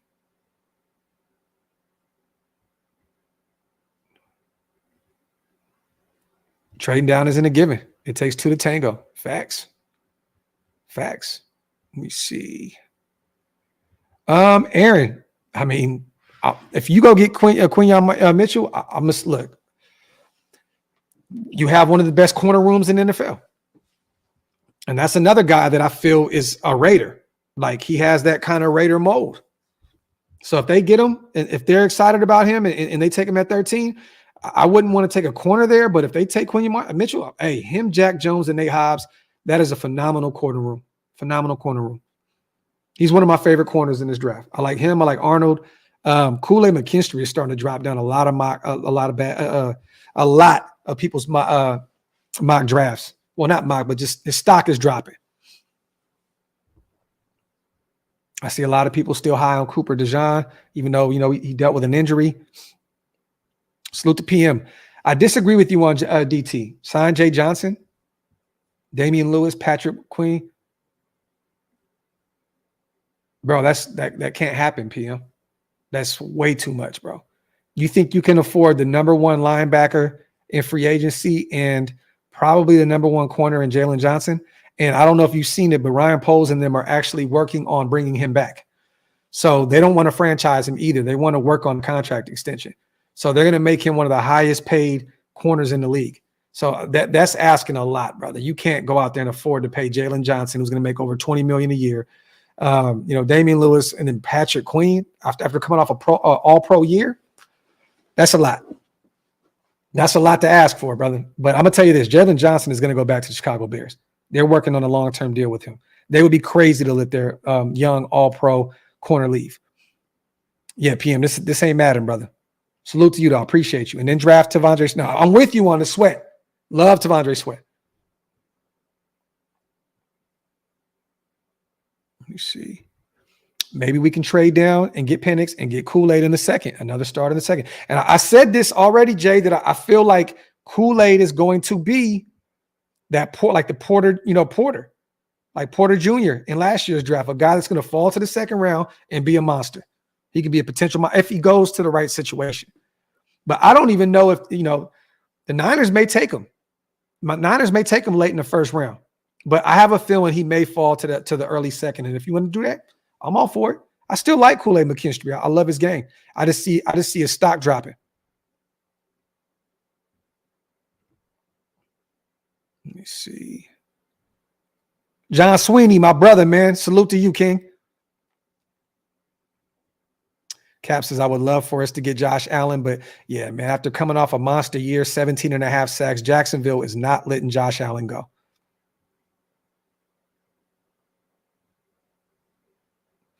Salute to S. Dot. Can someone please show me film/game where Powers is better than Van Pran in the run blocking for the run game? Would love to see it. You stay on that, S. Dot. You know what, man? I got to hit up Big Mike, S. Dot. That's what I'm going to do. I'm going to hit up Big Mike, our brother. He's been taking a break, you know what I mean, and handling business with his family and work. I'm going to hit him up, and I'm going to see if him and Andy can do some film breakdown on both of them. S. Dot, I got you, King. Porter Jr. last year was my pick at 7. He's a lockdown dog. He's a dog. He went to the right situation. His father's former team, Mike Tomlin, defensive-minded guy. He went exactly where he wanted to go. Salute to UA. Docs, I was speaking if we didn't acquire Leonard Williams in free agency. If our QB isn't there or OL, got to take a DT over a DB. If you take a DB before a DT, that shit ain't leather. Salute to UA. But this is the thing. I get it because your defensive line takes all the pressure off your corners. I agree with you on that. But, brother, I don't think there's any way possible we have a defensive-minded coach now, a defensive-minded head coach. It's been forever since we've had a defensive-minded head coach. There is no way that they go into free agency and not address the defensive tackle position. I just do not see it.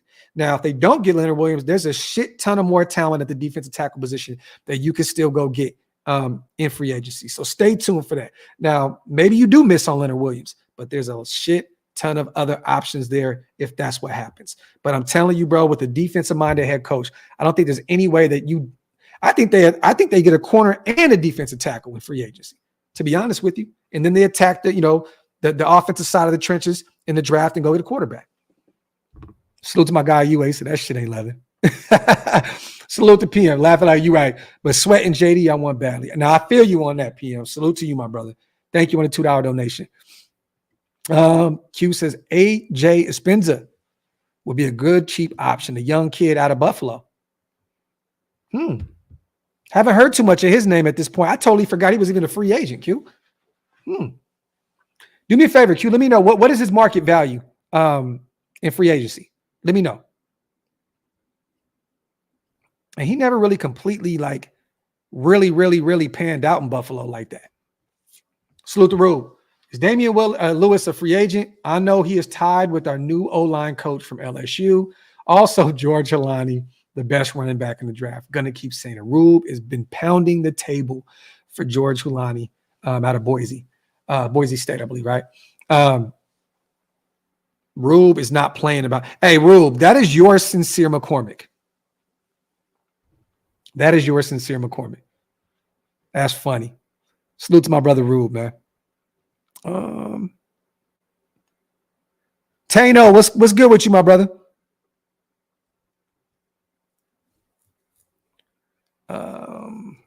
Rich, there's no way you pay top quarterback money to go get a Kirk Cousins.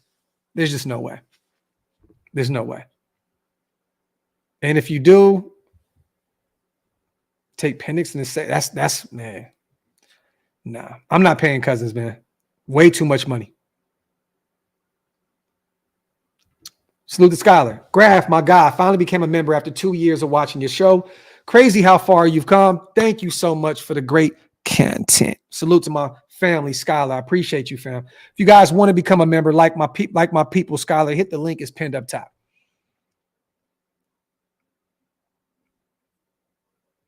Hey, he's a dog. He's a dog. The young pup out of Tennessee, right, Jenny? Speedster too.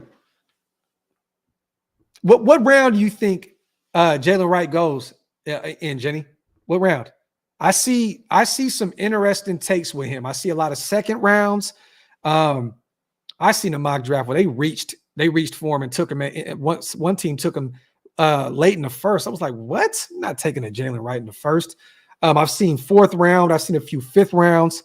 But hey, if that's the move, I'm down. I'm down to take him in that third, fourth range.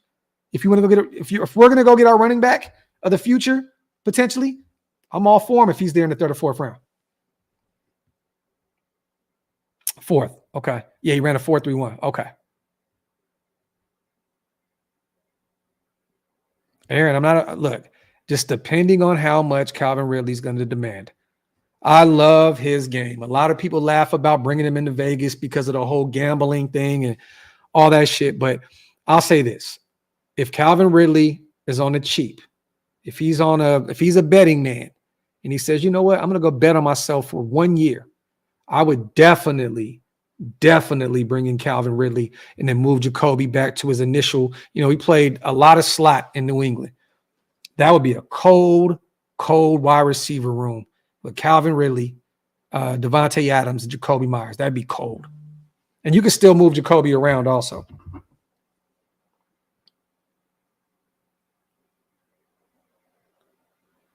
Let me see. Wright is my guy at running back, third round. I love it. Salute to Q. Sports Track has him at a 2-year, 11 mil, 5 million average. And last year, I like that. Who the fuck are you, fam? Salute to Q. See, that's the kind of deal I would do. I would do that to bring in some help on that D-line. Bringing an additional pass rusher. I'm cool with that. I'm all for that, Q. 2-year deal, 11 mil, 5 million average range. Bring him in. Cut Janarius Robinson for the DUI. Move on from him. Pay a little extra money to go get a young up-and-coming pass rusher. I'm cool with that. He said Calvin Ridley is for sure a betting man. Yo, salute to Spivey, my God, the Kevin Nash of Shieldmore, man. I appreciate you. Salute to all the new members because of Spivey, man. Appreciate you as always, my brother. Thank you so much. My God, man. Jenny says Frank Gore Jr. in the 5th or 6th. I wouldn't mind taking. Me neither. Frank Gore Jr. is a dog. Let me see. But see, at this point, the thing is this, Kev, right? You move him to center, you're gonna have to get 2 guards. So Robert Hunt, you can bring him in free agency out of Miami, pay him a nice chunk of change to be your right guard, and then realistically, you don't only have to address the left side in the draft. I mean, hey, look, as long as it pans out, I have not seen him get enough reps at center at any level, at the collegiate level. And maybe I could be wrong. Maybe I just didn't watch enough of him at Memphis. I don't remember him getting a lot of snaps at center, you guys. I don't remember him having a shit ton of experience at the center position. And I'm not saying it wouldn't work. I'm just saying a lot of people keep mentioning moving him to center. And I'm like, for what? You know what I mean? Like, I don't know, man. I don't know. But you're right, though. Once again, deep class with the offensive line. If you move him to center, you can go get 2 guards easily and go get one in free agency. Let me see.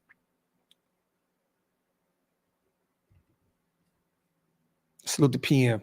Imagine JD throwing it to Ridley, Adams, and Myers. Whoo! Whoo! Nasty work.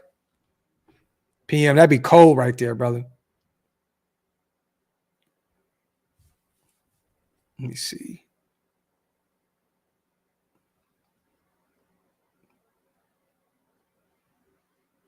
Keegan, I'm cool with that. Hey, man, that dude cut the curls off, y'all. He cut the curls off. Russell Wilson ain't playing, man. He just uploaded a video on Twitter with him and Brandon Marshall getting a workout in. That man cut the curls off. He is all about ball right now. I'm telling you.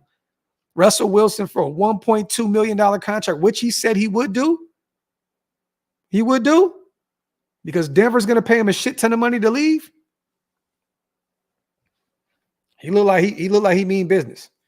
Cushionberry's out there, Derek. Definitely out there, center. Definitely a name you can keep an eye on. Salute the Rube once again on the $5 donation. There are draft strengths. There are also free agent strengths. Defensive tackle is the free agent best position group. Draft is QB and tackle. I put guard in that mix too. Makes no sense to prioritize a defensive tackle in the first round at all. At all, Rube. At all. Salute to you, brother, with a great comment, man. Appreciate you as always. You're right. That's why I keep saying attack, defensive tackle, and free agency. Look at that O-line and quarterback in the draft. TN08, no, I want it. He was very underwhelming with his time in Vegas. I know there was a few bright spots last year. I remember he took one to the crib, you know what I mean? And that was all great. Love to see Bilal Nichols do that. But I was really high on that pickup when we brought him over from Chicago. It just never really panned out. I'd move on from that. If anything, if you're going to bring back any defensive tackle, I'm looking at Adam Butler, or even potentially John Jenkins. But I wouldn't bring back a Bilal Nichols at all.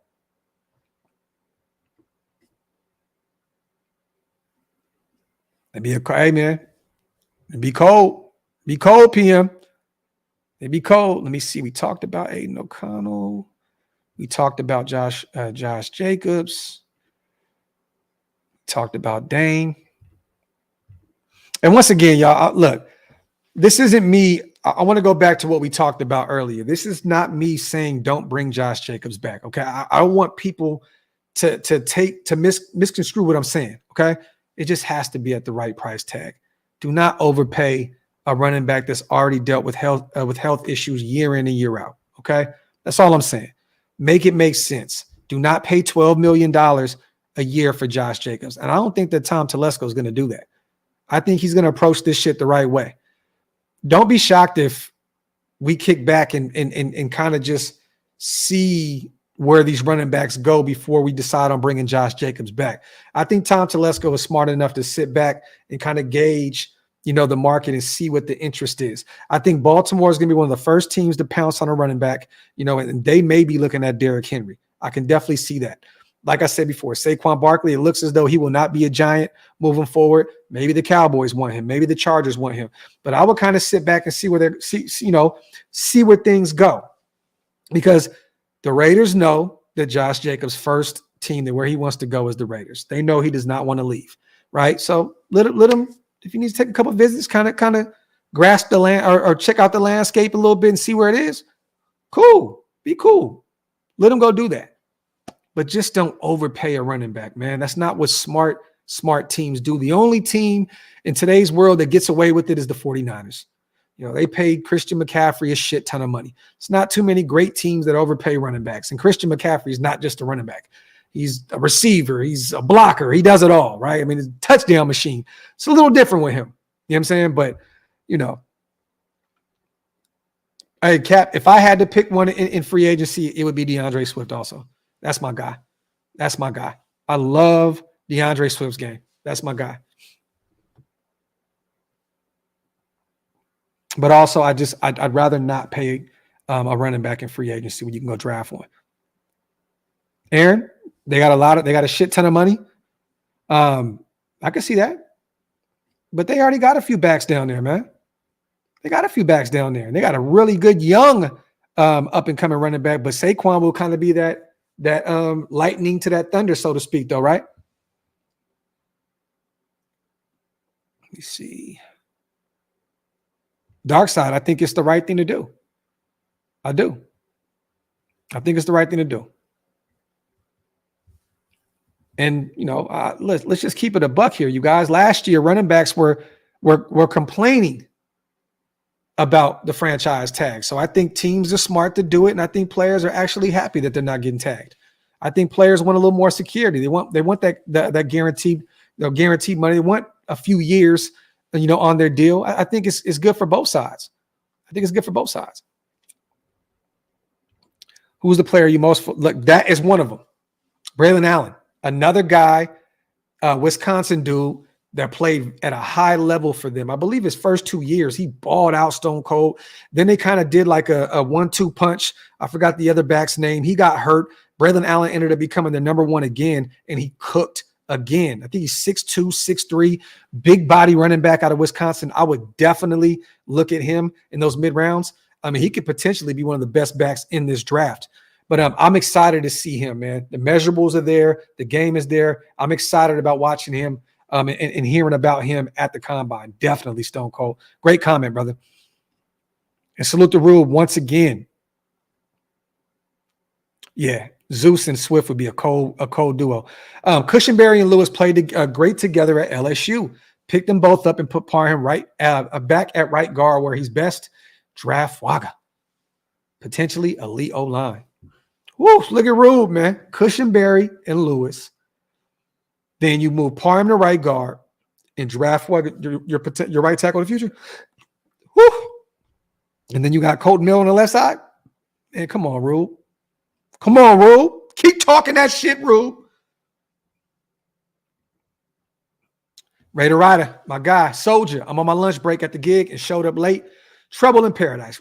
Now, Raider Rider, I don't know if you've seen it, but I put cap next to it. Basically, man, there was an article that dropped saying that Tom Telesco and AP are not on the same page. That AP wants to run it back with Aiden O'Connell, and Tom Telesco wants to add a potential big name at quarterback, which is cap. It's not true. I think Tony Pauline wrote it. He writes for Sports Key. He's a NFL insider.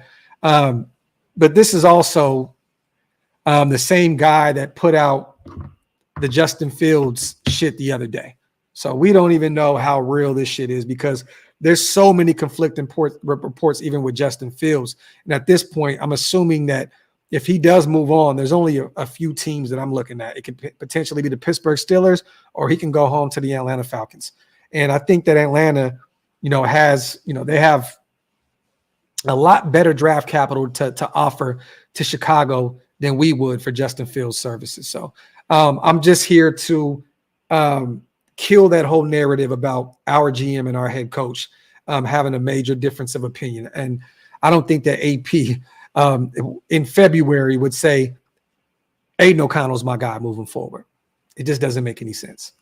Salute to you, my guy, man. And salute to S. Dot, as always. I think Parham is okay to fill in as a second string, but starting and having him in for a 3rd and 1, tush push QB sneak, is going to get his ass kicked, period. He's too little of a cocky midget in my lion graph.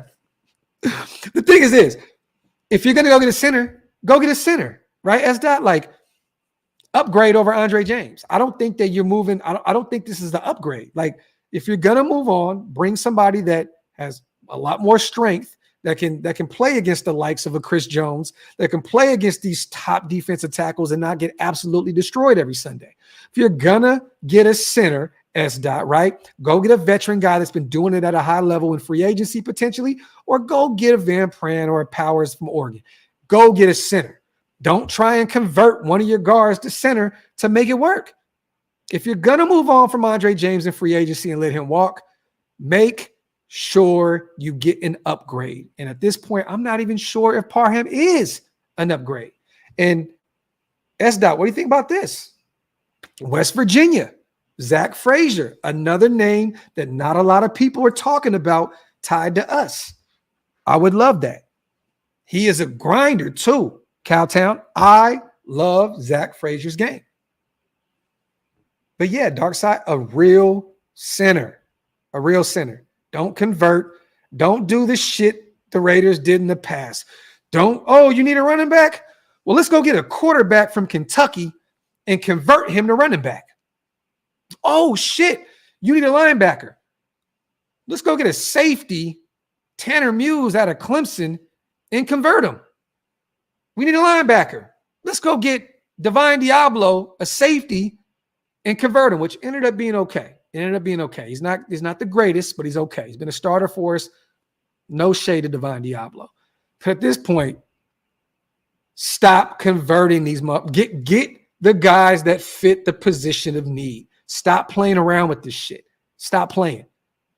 Just doesn't make any sense, man. If you want a center, go get a fucking center. Simple math, man. Simple philosophy. Salute to the 900 people still here in the building. As always, I love you guys and appreciate you guys. It's slow-mo season right now. So, look, I'm going to be honest with y'all, man. I'm not one of them people that just wants to do live after live after live about just bullshit. Like, I'm not just going to put out content just to put out content. Sometimes we may take a few days off here and there to let the news build, and then we'll talk about some things, right? But I don't want to just come over here, man, and just talk about the same shit. So, that's the reason why we haven't been as active as we have been, lately. But with the combine coming up on Friday, I will be there. I'm gonna be dropping a shit ton of content this weekend, you guys. I'm gonna be dropping a bunch of videos of all the quarterbacks, wide receivers, and running backs out there getting their workout on. Trust me, there's gonna be a lot of shorts on the channel, a lot of 2-minute, 3-minute videos, a lot of podcasts with me and Stu breaking down what we've seen at the combine. And also, I got my brother Paul. He's going to be on again. For those who have no idea, we have the Winning Circle podcast, me, him, and Wasted. My brother Paul is one of the top upcoming agents in the NFL right now. He has, Jeffrey Simmons. He has Keon Coleman, the first round wide receiver out of Florida State, which he will be also at the combine, putting in work this upcoming weekend. He will be here, I believe, Wednesday. We're going to be doing a show with Paul, talking about, the combine and the draft and all that good stuff.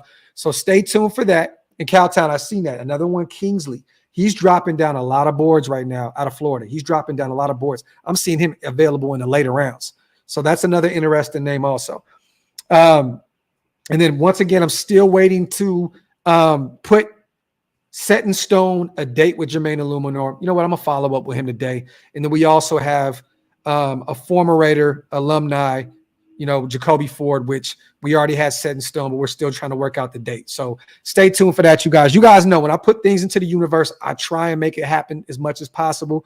There's only a few interviews that I've said we're going to get that kind of just collapsed. Some of these guys are still, everybody has their own life, but I'm working on it. I'm working on it. And Graphk and Wasted Show will be back potentially tonight on a late night. So stay tuned for that also. But other than that, man, as always, thank you guys so much for allowing me to bless your screens, whether you're watching on the TV, the laptop, the phones. Always, man, I love the hell out of you guys. Salute to all the new members. Salute to the non-members. Salute to everybody in the chat. Make sure you guys wipe them feet. And on the way out, man, hit that subscribe button. It definitely helps the channel. Love y'all. Appreciate y'all. I'm out. One.